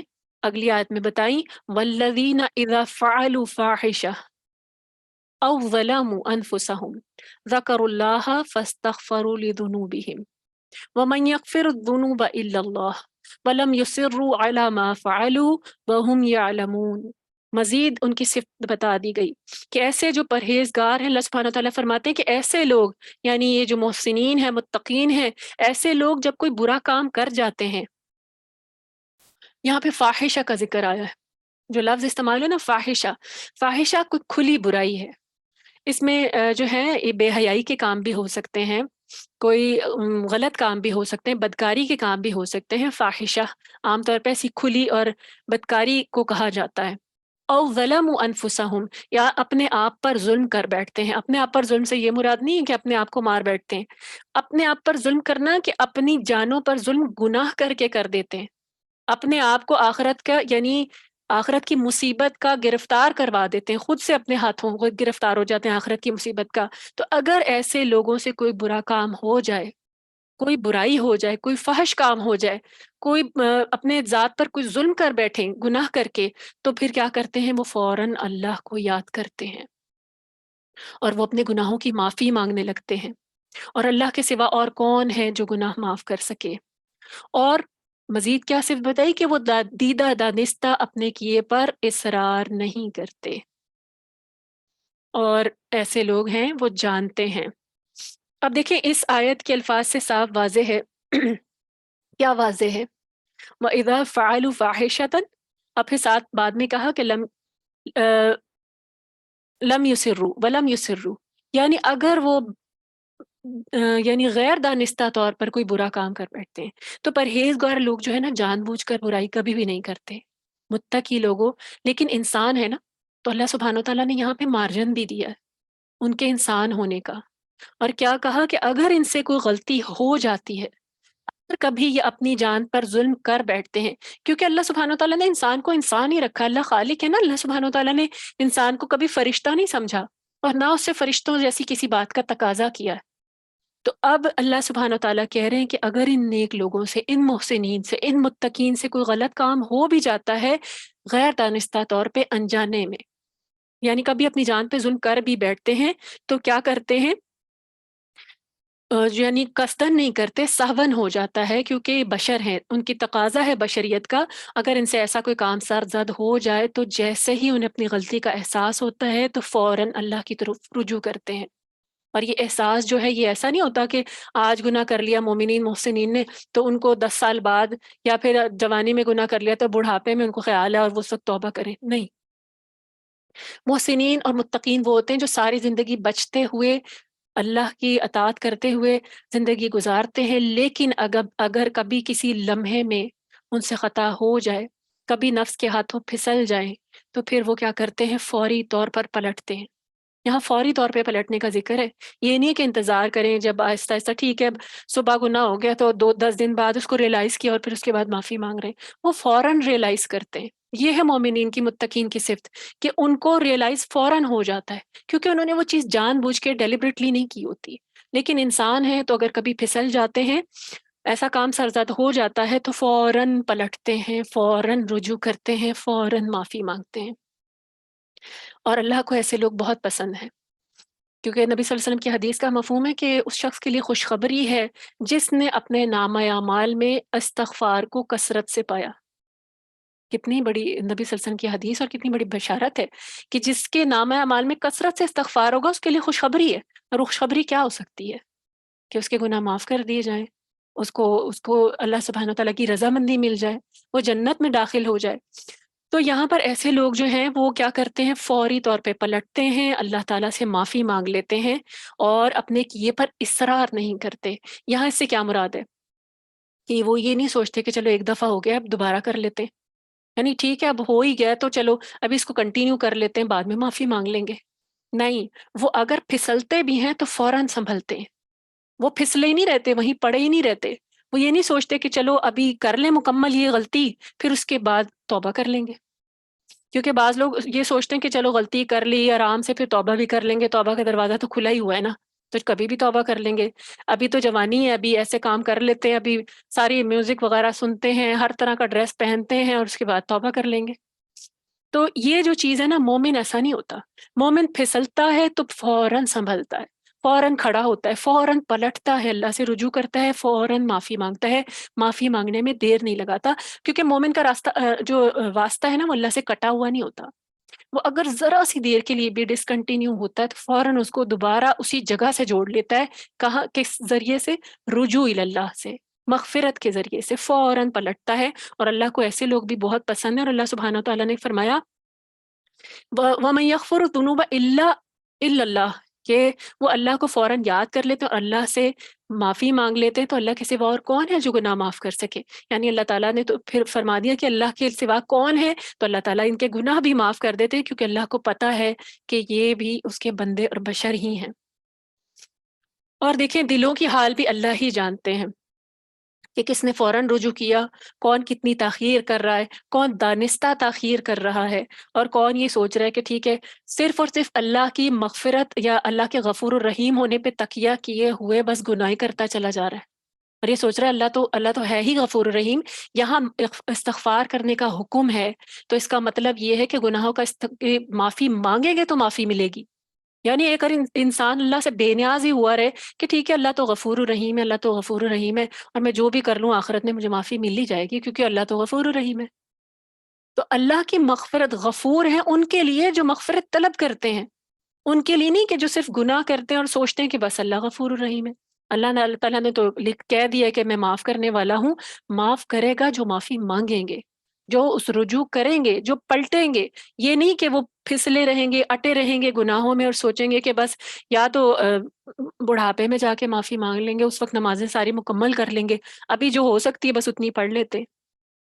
ایسا نہیں. اللہ تعالیٰ کو ان مومنوں کی بات ہو رہی ہے جو کبھی غلطی سے پھسل جاتے ہیں اور فوراً پلٹ جاتے ہیں، کیونکہ پھر ان کے لیے اللہ تعالیٰ غفور الرحیم ہے اور ان کی غلطیوں کو معاف کر دینے والا ہے. دیکھیں توبہ کرنے میں، استغفار کرنے میں کبھی بھی دیر نہیں کرنی چاہیے. کوشش کرے اپنے دن میں، جیسے نبی صلی اللہ علیہ وسلم کا معمول تھا کہ وہ دن میں 100 مرتبہ سے بھی زیادہ استغفار کرتے تھے. تو کیا نبی صلی اللہ علیہ وسلم کے گناہ اتنے زیادہ تھے؟ نعوذ باللہ. استغفار کتنا ضروری ہے یہ امت کو بتانے کے لیے، تو ہمارے لیے کتنا ضروری ہوگا. کیا ہم دن میں استغفار اتنی مرتبہ کرتے ہیں اتنی کثرت سے، جبکہ ہمیں تو ضرورت ہے کہ ہم اٹھتے بیٹھتے استغفار کریں.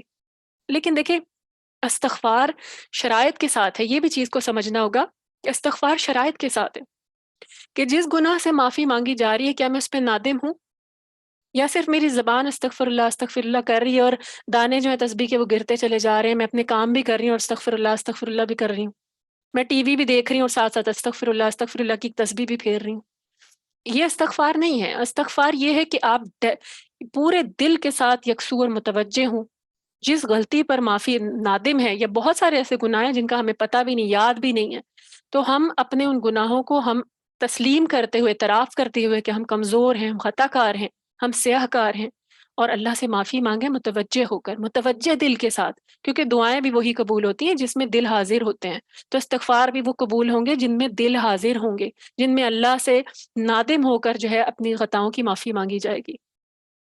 تو استغفار جو ہے وہ بہت ضروری ہے. اور یہاں پہ بار بار آج ان کا تذکرہ کیا جا رہا ہے کہ مومن بھی اگر غلطی کر لیتے تو یہ نہیں سوچتے پہلے اتنے اچھے کام کیے میں تو کوئی بات نہیں، ہم نے کون سے پکڑے جانا ہے. یعنی ہمارے تو اعمال نامے بھرے ہوئے نیکیوں سے، تو ہمیں کیا یہ چھوٹی سی غلطی ہو گئی تو کوئی بات نہیں، اس سے تو ہمیں کوئی فرق ہی نہیں پڑے گا۔ وہ پھر پلٹتے ہیں اور وہ پھر معافی مانگتے ہیں، اور اللہ تعالیٰ فرماتے ہیں مزید اولئک جزاؤہم مغفرۃ من ربہم وجنات وجنات تجری من تحتها الانہار خالدین فیہا ونعم اجر العاملین۔ اللہ سبحانہ وتعالیٰ نے کیا کہا کہ ایسے لوگوں کی جزا ان کے رب کے ہاں یہ ہے کہ وہ انہیں معاف کر دے گا اور ایسے باغات میں داخل کرے گا جن کے نیچے نہریں بہہ رہی ہوں گی اور وہ اس میں ہمیشہ رہیں گے۔ یہ اچھے عمل کرنے والوں کا کیسا اچھا بدلہ ہے۔ یعنی اللہ سبحانہ وتعالیٰ نے ساتھ ہی کیا بشارت دے دی کہ ان کا بدلہ، ان کی جزا، ان کے معافی مانگنے کا، ان کے نیک کام کرنے کا، ان کے پلٹنے کا اجر یہ ہے، ان کی جزا یہ ہے کہ اللہ ان کو معاف کر دے گا۔ یعنی ان کی معافی ہو جائے گی، ان کی معافی پکی ہے، کیونکہ انہوں نے کوئی ایسے گناہ جو ہیں وہ نہیں کیے۔ تو دیکھیں یہاں پر بار بار بات ہو رہی ہے کہ استغفار کرنا، ٹھیک ہے؟ تو استغفار جو ہے اللہ سبحانہ تعالیٰ کو غفور الرحیم سمجھتے ہوئے کیا جائے، اور پھر یہ کہ اگر فرض کریں کوئی کوتاہی ایسی کی ہے، کوئی غلطی ایسی کی ہے جو حقوق اللہ کے بجائے حقوق العباد سے متعلق تھی، تو پھر خالی اللہ سے معافی مانگنے سے بھی کام نہیں بنے گا۔ استغفار کرنا ہے اللہ سے، اور ساتھ ہی ان لوگوں سے بھی اپنے قصور معاف کروانے ہیں۔ دنیا میں دیکھیں اگر ہم کسی سے غلطی کر لیتے ہیں نا، کسی کے ساتھ کوئی زیادتی کر جاتے ہیں، اس کے بعد ہمارا نفس بہت آڑے آتا ہے کہ میں اب اس سے معافی کیسے مانگوں، ہم ریئلائز بھی کر لیتے ہیں، لیکن پھر اس کے بعد ہم سوچتے ہیں کہ اب کیسے جاؤں اس کے پاس، یا کیسے کہوں کہ مجھے معاف کر دو۔ ہماری ایگو آتی ہے، ہمیں لگتا ہے کہ ہم ایک دم کم ہو جائیں گے، تو ایگو بھی اور شیطان بھی ہمیں روکتا ہے۔ لیکن اگر کسی کے ساتھ زیادتی کی ہے تو دنیا میں اس سے معاف کرانا بہت ضروری ہے، کیونکہ دنیا میں اس سے معافی مانگنے میں اتنی شرمندگی نہیں ہوگی جتنی آخرت میں ہوگی۔ آخرت میں تو پورے بھرے میدان میں معافی مانگنی ہوگی۔ آخرت میں بلکہ معافی بھی نہیں ملے گی، اس وقت تو اس کو اپنے نیک اعمال دینے پڑ جائیں گے، اور اس کے یا پھر اس کے اگر نیک اعمالوں کا اکاؤنٹ کم ہوگا تو اس کے گناہ لینے پڑ جائیں گے۔ تو اس سے بہتر نہیں ہے، اس سے اس شرمندگی سے تو کہیں زیادہ بہتر ہے، اس خسارے سے تو کہیں زیادہ بہتر ہے کہ پھر ایسے لوگوں سے یہیں پہ معافی مانگ لی جائے، اور تب جب اگر حقوق العباد میں کمی ہو جائے تو اللہ کی معافی بھی تب ہی ملے گی جب بندوں سے معاف کروا لی جائے گی، جب وہ بندے معاف کر دیں گے جن کی حق تلفیاں کی ہیں، جن کے حق میں ظلم کیے ہوئے ہیں۔ اب یہاں پہ کیونکہ توبہ کی بات ہو رہی ہے تو دیکھیں گناہ پر اصرار کرنا یا پھر استغفار کرنے کے بعد پھر وہ گناہ دوبارہ کرتے جانا، یہ دراصل بہت بڑا گناہ ہے کہ انسان ریئلائز کر رہا ہے کہ میں نے گناہ کیا، اللہ سے معافی مانگ لی، اور پھر اس کے بعد کیا تھا، وہ اپنے آپ کو پھر قابو نہیں رکھ پایا اور پھر گناہ کرتا چلا گیا۔ تو جو گناہ کرتا چلا جائے اور پھر کیا کرے، پھر معافی مانگی، پھر گناہ کر رہا ہے، پھر معافی مانگی، ایک تو یہ ہوتا ہے نا انسان نفس اس کے ہاتھوں مجبور ہے، لیکن کوشش کر کے انسان اس پہ اوور کم کر سکتا ہے۔ یہ ہو سکتا ہے کہ ایک گناہ سرزد ہو گیا تو معافی مانگ لے، پھر اگر غلطی سے ہو گیا پھر معافی مانگ لے اور آہستہ آہستہ اس کو چھوڑنے کی کوشش کرے، کیونکہ بعض اوقات لوگ ایسی ایسی ایڈکشنز میں ہوتے ہیں کہ وہ معافی مانگ لیں، توبہ کر لیں، پھر دوبارہ اس طرف پلٹ جاتے ہیں یا دوبارہ پھسل جاتے ہیں۔ تو لیکن اللہ سے معافی مانگنے کے بعد، نادم ہونے کے بعد، اس پر جو ہے اپنے نفس کو روکنا، ان کے لیے پھر ان کو ڈبل محنت کرنی پڑے گی۔ لیکن اگر کوئی چیز ایسی ہو رہی ہے کہ چاہتے نہ چاہتے، ایک ایسی ایڈکشنز ہوتی ہیں وہ اتنی جلدی نہیں چھوٹتی، تو پھر انسان بار بار معافی مانگتا رہے اور اس سفر پہ لگ جائے، اپنی نفس کے ساتھ مجاہدہ کرنے لگ جائے، اسی جد و جہد میں لگ جائے کہ اب میں نے اس پر قابو پا کر رہنا ہے۔ تو اس دوران میں وہ جب جب پھسلے وہ اللہ سے معافی مانگ کر اللہ تعالیٰ سے معافی ضرور مانگ لے، کیونکہ اللہ تعالیٰ تو معاف کرنے والا ہے۔ یہ نہیں کہ اللہ نے ایک دفعہ کر دیا معاف تو پھر اللہ دوبارہ نہیں کرے گا اگر اس سے معافی مانگے، اللہ تعالیٰ کرتے رہیں گے معاف۔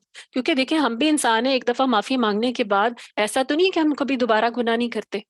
ہم نے ایک دفعہ اگر ہمیں پتہ چل جائے ہم نے غیبت کی، غیبت کا ہمیں اثر پتہ چل جائے جو ہمارے اعمال ناموں میں ہوگا، جو حشر میں ہوگا، تو اگر پتہ چل جائے تھوڑی دیر کے لیے ہم توبہ طائب کر لیتے ہیں، اس کے بعد تھوڑے عرصے میں ہم پھر شروع ہو جاتے ہیں، ہم غیبت کے بھی ایڈکٹڈ ہو چکے ہیں۔ تو اس میں بھی کیا کرنا ہے کہ کوشش کر کے اس اپنے آپ کو اس جو ہے سنگین قسم کا جو گناہ ہے اس سے آزاد بھی کروانا ہے، اس پر قابو بھی پانا ہے، اور بار بار اس کا استغفار بھی کرتے، اس کے لیے استغفار بھی کرنا ہے، کیونکہ انسان خطا کا پتلا ہے، اور اللہ تعالیٰ اپنے خطا کار بندوں کو جو کہ عاجز ہوتے ہیں، جو کہ نادم ہوتے ہیں، نادم ہونا بہت ضروری ہے۔ کیونکہ گناہ کا احساس مٹ جائے اور پھر مٹ جائے بس زبانی کلام استغفار ہوتا رہے تو وہ استغفار قبول نہیں ہوتا.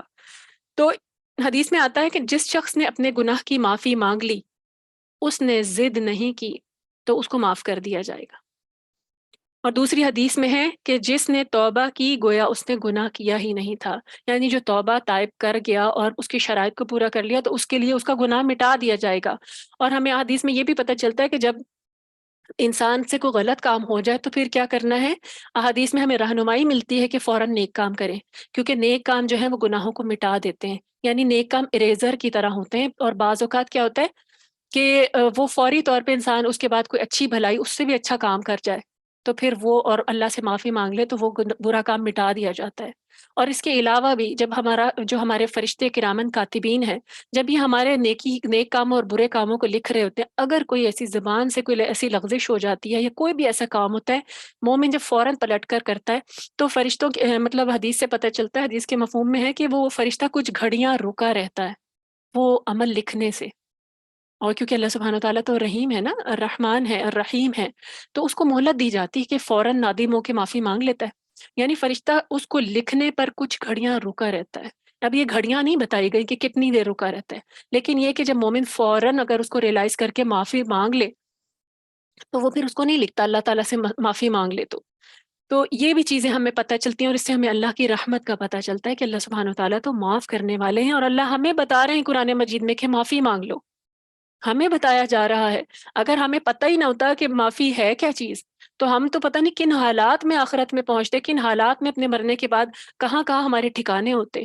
تو یہ ہمیں قرآن مجید میں اس کتاب مبین میں بتایا گیا ہے. وہ سارے طریقے بتائے گئے ہیں جو ہمیں نجات دلانے کے لیے فائدہ مند ہو سکتے ہیں.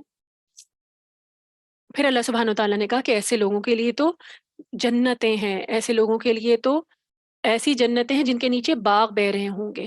اور ایسے عمل کرنے والوں کا پھر یہی بدلہ ہے. عاملین کا نام لیا گیا ہے، ایسے اچھے عمل کرنے والوں کا، اور اس اچھے عمل میں استغفار بھی آتا ہے، نیک صالح اعمال بھی آتے ہیں. پھر اس کے بعد فرمایا قد خلت من قبلکم سنن فسیروا فی الارض فانظروا کیف کان عاقبۃ المکذبین. اللہ سبحانہ وتعالیٰ فرما رہے ہیں کہ تم سے پہلے بہت سے واقعات گزر چکے ہیں. سنن، واقعات، امتیں، لوگ، یعنی بہت سارے لوگ گزر چکے ہیں. لہٰذا زمین میں چل پھر کر دیکھ لو کہ جھٹلانے والوں کا انجام کیا ہوا تھا. اب دعوت دی جا رہی ہے عبرت حاصل کرنے کی. اللہ سبحانہ وتعالیٰ تذکیر کر رہے ہیں اس طرح. دیکھیں یہ مضمون قرآن مجید میں بہت سارے مقامات پر آیا ہے، اور ایسی آیت میں لوگوں کو عام دعوت دی گئی ہے. کیا دعوت دی گئی ہے کہ ذرا زمین میں چل پھر کر تو دیکھو. اب سیر کی دعوت نہیں دی جا رہی کہ چلو نکلو سیریں کرو. دعوت دی جا رہی ہے کہ زمین میں اتنی ایسی تہذیبیں گزری ہیں، اتنے ایسے لوگ گزرے ہیں، اتنی ایسی سویلائزیشنز گزری ہیں جنہوں نے اللہ کا انکار کیا تھا. اللہ نے ان کو مقام عبرت بنا دیا. تو ذرا چل پھر کر دیکھو تو صحیح ان کا انجام کیا ہوا ہے. چلو پھرو، یعنی نکلو یہاں پر، نکل کر ان ایسے مقامات کو دیکھ کر ان سے عبرت پکڑنے کی دعوت دی جا رہی ہے. ان کو دیکھو جن لوگوں نے انبیاء کو اور اللہ کی آیات کو جھٹلایا تھا تو ان کا انجام کیا ہوا. اور دیکھیے اس انجام کی تفصیل بھی قرآن مجید میں متعدد مقامات پر دی گئی ہے. یہ انجام بھی بتایا جائے گا آگے قرآن مجید میں، ہم دیکھیں گے مختلف موقعوں پر کہ مثلاً قوم عاد کا حشر کیا ہوا، کیا کیا تھا انہوں نے اور پھر ان کا کیا حشر کیا گیا. قوم سمود کا کیا حشر کیا گیا، کیوں کیا گیا، یہ بھی وجہ بتائی جائے گی. قوم نوح نے کیا کیا اور پھر ان کا کیا انجام ہوا. اصحاب مدین ہیں، اصحاب الحجر ہیں، قوم سبا ہے، وغیرہ وغیرہ. تو ایسی بہت ساری جو قصے ہیں آئیں گے، کہانیوں کے طور پہ نہیں آئیں گے، تذکیر کے لیے آئیں گے. کیونکہ اللہ تعالیٰ نے کہا نکل کر بھی دیکھو، اور ساتھ ساتھ جب قرآن مجید پڑھیں گے تب بھی ان کے انجام ہمارے لیے عبرت کے مقام ہیں. یعنی ان کو پڑھ کر یہ نہیں دیکھنا کہ ایک سٹوری کی طور پہ نہیں ان میں سے گزرنا، اور اگر ایسی جگہوں پہ چلے جائیں تو ایسی ان کو کوئی یعنی کسی سیر و تفریح کا مقام سمجھ کر نہیں ایسی جگہوں پہ جانا ہے اور دیکھنا ہے کہ ان کا انجام کیا ہوا. یہ بھی تو لوگ تھے، بڑی بڑی سویلائزیشن گزری ہیں، بہت بہت ترقی یافتہ قومیں گزری ہیں. اور پھر جب انہوں نے اللہ کی نافرمانی کی تو کیسے ایک راتوں رات ان کا صفایا کر دیا گیا، ایک دو کا نہیں، پوری پوری بستیاں مٹا دی گئی، اور کتنا عبرتناک طریقے سے وہ عذاب آتے تھے، وہ ہم آگے قرآن مجید میں پڑھیں گے۔ تو ایسے سب واقعات سے جو اللہ کی عادت جاریہ معلوم ہوتی ہے کہ اللہ تعالیٰ دعوت دے رہے ہیں، تو کہ دیکھو، تو ہمیں کیا پتہ چلتی کہ اللہ کی سنت کیا ہے کہ جب کوئی قوم اللہ کی نافرمانی میں انتہا کو پہنچ جاتی ہے، انتہا کو یعنی حدیں توڑنے پہ آگے نکل جاتے ہیں، حدوں سے بھی آگے نکل جاتے ہیں، اور وہ قوم گناہوں میں ڈوب جاتی ہے، تو اللہ تعالیٰ پھر ان پر ایسا عذاب نازل کرتے ہیں جو اسے تباہ و برباد کر دیتا ہے، اور ان کو صفحہ ہستی سے مٹا دیا جاتا ہے۔ اور یہ اللہ کی ایسی سنت ہے جو پوری ہو کر رہے گی۔ اور اللہ تعالیٰ نے کہا یقین نہ ہے تو زمین میں چل پھر کر دیکھو کیف کان عاقبۃ المکذبین، کہ جھٹلانے والوں کا انجام کیا ہوا، جنہوں نے اللہ کو جھٹلا دیا، اللہ کے خالق ہونے کو، مالک ہونے کو، الہ ہونے کو، یا اس کی آیات کو جھٹلا دیا، اس کی اطاعت کو جھٹلا دیا، تو پھر ان کا انجام کیا ہوا۔ تو یہ جو ہے یہ انجام ہمارے لیے مقام عبرت ہے۔ اور دیکھیں اللہ کی یہ سنت ہے کہ جب گناہ بہت بڑھ جاتے ہیں تو اللہ سبحانہ و تعالیٰ پکڑ لیتے ہیں۔ آج ہم دیکھیں اپنے ارد گرد، کیا گناہ عام نہیں ہو چکے؟ کیا اللہ کی حدیں توڑ نہیں دی گئیں؟ بلکہ آپ دیکھیں کہ جن قوموں پر عذاب آیا، حضرت شعیب کی قوم پر عذاب آیا، حضرت شعیب علیہ السلام کی قوم پر، کیا گناہ تھا ان کا؟ اصحاب یعنی وہ کیا کرتے تھے؟ ناپ تول میں کمی کیا کرتے تھے، اس پر ان پر عذاب آ گیا۔ حضرت لوط کی قوم پر عذاب کیوں آیا؟ وہ یعنی فطرت سے ہٹ چکے تھے، ان کے اندر جو تھی یعنی لواطت پرستی بہت زیادہ تھی، ہم جنس پرستی بہت تھی۔ کیا آج یہ گناہ عام نہیں ہے؟ اس کے علاوہ بھی قوم عاد اور قوم سمود کو دیکھا جائے تو ان کے گناہ جو ہیں وہ بھی آج ہم میں آ چکے۔ جتنے بھی قومیں جو گزری ہیں جن پر عذاب آئے گئے، جنہوں پٹخ دیا گیا، وہ سارے گناہ جو ہیں وہ آج عام ہیں۔ تو کیا ہم پر اللہ کی پکڑ نہیں ہوگی؟ کیا ہمیں پکڑا نہیں جائے گا؟ ہم کہتے ہیں نا نبی صلی اللہ علیہ وسلم نے دعا کر لی تھی تو ہم پہ تو عذاب آئے گا ہی نہیں۔ تو آپ سوچیں کہ اب جو لوگ ہیں وہ کس قسم کے عذاب کو اکٹھا کر رہے ہیں اپنے آخرت کے لیے۔ ان قوموں کو عذاب دیا گیا، دنیا میں بھی ختم کر دیا، آخرت میں بھی، اور اب ہم پر بھی اور طرح کے ایسے عذاب مسلط کیے جاتے ہیں وقتاً فوقتاً، جو ہمیں سمجھ نہیں آتے، ہماری سمجھ سے اوپر ہیں۔ چاہے وہ کوئی وبا ہو، چاہے وہ کوئی ظالم حکمران ہو، چاہے وہ کوئی بڑی شدید قسم کی مہنگائی ہو، یا کسی بھی قسم کی کوئی بیماری ہو، بہت ساری پکڑ ہے جو آتی ہے، اجتماعی طور پر بھی آتی ہے، انفرادی طور پر بھی آتی ہے۔ تو ہم ان کو صرف مشکلات، کیونکہ دیکھیں جب قریش مکہ پر کو کہا جاتا تھا نا کہ پہلی قوموں سے ڈرائے جاتے تھے کہ ان کے ساتھ بھی ایسا ہوا، تو وہ کہتے تھے یہ تو عام حالات ہے نا، ان کے ساتھ بھی ہر ایک کے ساتھ پیش آ جاتے ہیں۔ تو آج بھی ہم ایسی پکڑ کو کیا سمجھتے ہیں؟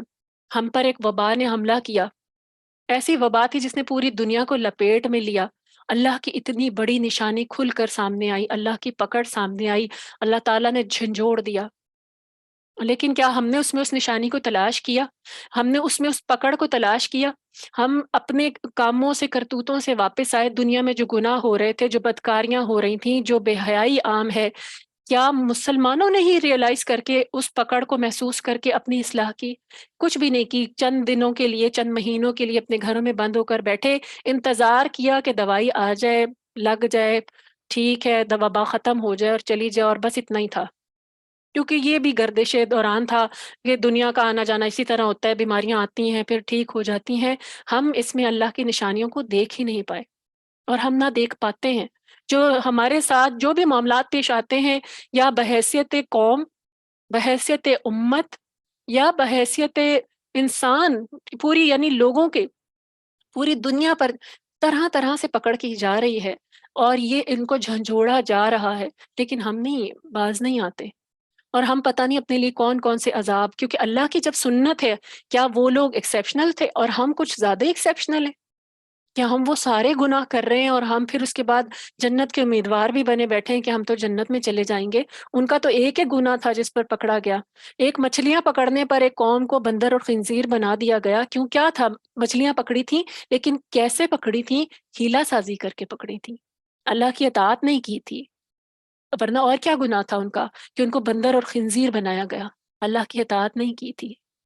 تو آج ہم جس جگہ پر پہنچ چکے ہیں، ہمارے نفس اس قدر یعنی ہماری جو طبیعتیں ہیں وہ اتنی غفلت پر میں جا چکی ہیں، ہم اتنی غافل ہو چکے ہیں کہ ہمیں جو ارد گرد چھوٹی چھوٹی پکڑیں یا بہت بہت بڑی پکڑ بھی ہماری ہوئی، بہت بری طرح بھی ہمیں جھنجھوڑا گیا اس وبا کی صورت میں، لیکن ہم باز نہیں آئے، ہماری اصلاح نہیں ہوئی بحیثیت امت۔ آپ دیکھیں غیر مسلموں کو تو کیا کہنا، کیونکہ انہوں نے وہ تو اس کتاب سے بہت دور ہیں، لیکن جو ہماری کتاب ہے نہ ہم نے اس سے رہنمائی لی اور نہ ہم نے اپنا اصلاح کی، اپنا مواخذہ کیا، نہ ہم نے اس پورے واقعے سے کوئی عبرت تلاش کی۔ تو اللہ سبحانہ وتعالیٰ تو کہہ رہے ہیں کہ چل پھر کر دیکھو زمین میں، ان کو کہا گیا ہے تو ساتھ ساتھ ایسی نشانیاں جو ہم پر روز بروز برس رہی ہیں، چاہے وہ ظالم حکمران ہو، چاہے کسی قسم کی بد امنی ہو، فساد ہو۔ اب آپ دیکھیں فساد، بے حیائی کی وجہ سے جو فساد پھیلا کہ کوئی محفوظ نہیں ہے، بچیاں تک چھوٹی بچیاں محفوظ نہیں، کیا یہ اللہ کا عذاب نہیں ہے؟ ہم اس کو صرف اور صرف واقعات ہی سمجھتے رہیں گے، جب تک ہم اس کو بحیثیت امت واقعات کی بجائے اللہ کی پکڑ نہیں سمجھیں گے، اپنی اصلاح نہیں کریں گے، ہمارے حالات بدلیں گے نہیں۔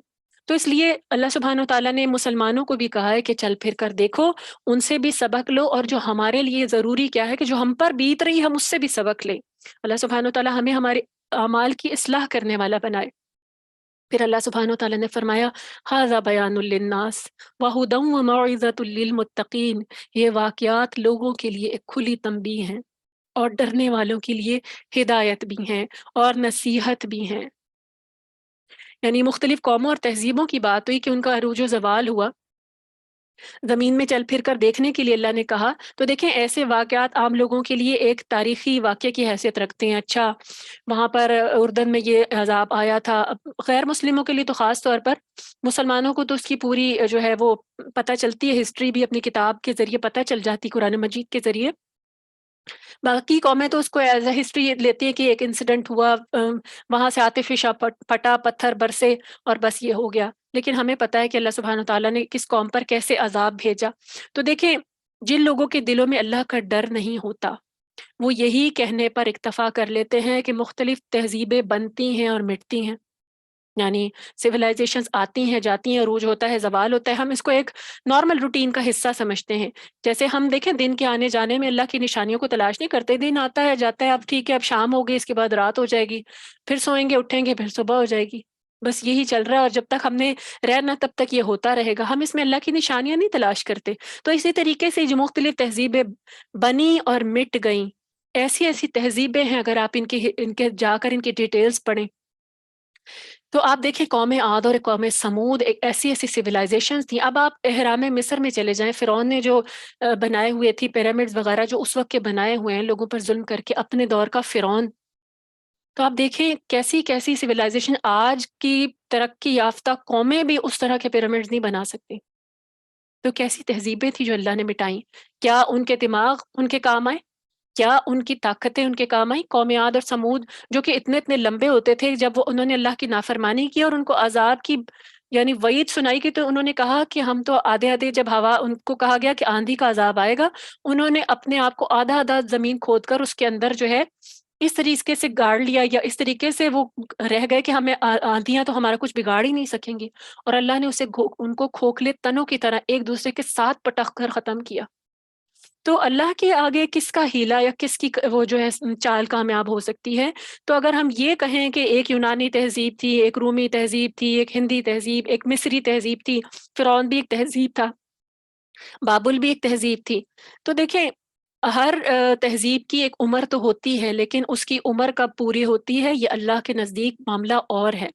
دنیا میں کہا جاتا ہے کہ جب 1000 سال کی ایک تہذیب ہو جاتی ہے تو وہ ختم ہو جاتی ہے، یعنی یہ ایک دنیاوی کرائٹیریا ہے اس کو پرکھنے کا، لیکن اللہ کے پاس کیا ہے، معیار کیا ہے کہ جب کوئی قوم اپنی سرکشی میں حد سے بڑھ جاتی ہے تو اللہ تعالیٰ اس تہذیب کو، اس قوم کو مٹا دیتے۔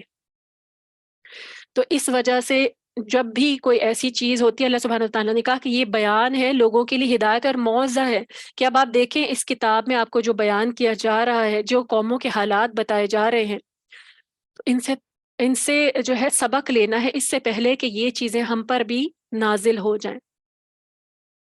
اور جب تک اس دور میں کوئی قوم اپنے جو نبی کو مانتی رہتی تھی تب تک اس کا عروج رہتا تھا، اس کے بعد ان میں زوال آنا شروع ہو جاتا تھا۔ تو یہ دنیا کے اتار چڑھاؤ جو ہے نا، ان کو مومن جب بصیرت کے ساتھ دیکھتا ہے تو اس میں اس کو اپنے رب کی نشانیاں نظر آتی ہیں، اس میں واقعات نظر، اس میں کہانیاں نظر نہیں آتی، اس میں سبق نظر آتے ہیں۔ تو جب ہم بھی قرآن مجید کو اس بصیرت کے ساتھ پڑھیں گے تو اس میں ہمیں کہانیاں نہیں نظر آئیں گی۔ مشرکین مکہ تو کہا کرتے تھے نا، ان کو کتاب کی طرف بلایا جاتا تھا، وہ کہتے تھے ھذا اساطیر الاولین، یہ تو پرانے لوگوں کی کہانیاں ہیں۔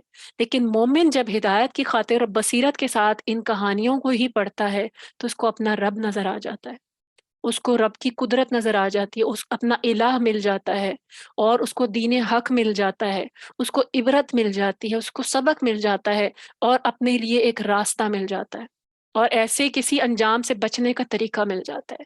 تو اللہ سبحانہ و تعالیٰ سے دعا ہے کہ اللہ سبحانہ و تعالیٰ ہمیں بھی وہ بصیرت عطا فرمائے کہ اس کتاب میں جو جو واقعات ہیں، جو جو باتیں ہیں، جو جو احکام ہیں، ہم ان کو بصیرت کے ساتھ سمجھیں اور اس پر عمل کریں، اور ہم اپنے رب کو پہچانیں، اس کے احکامات کو پہچانیں، ان پر عمل کریں اور اپنی اصلاح کر لیں، اس سے پہلے کہ ہمارا وقت مکمل ہو جائے، اور اس سے پہلے کہ ہم جواب دہ ہوں۔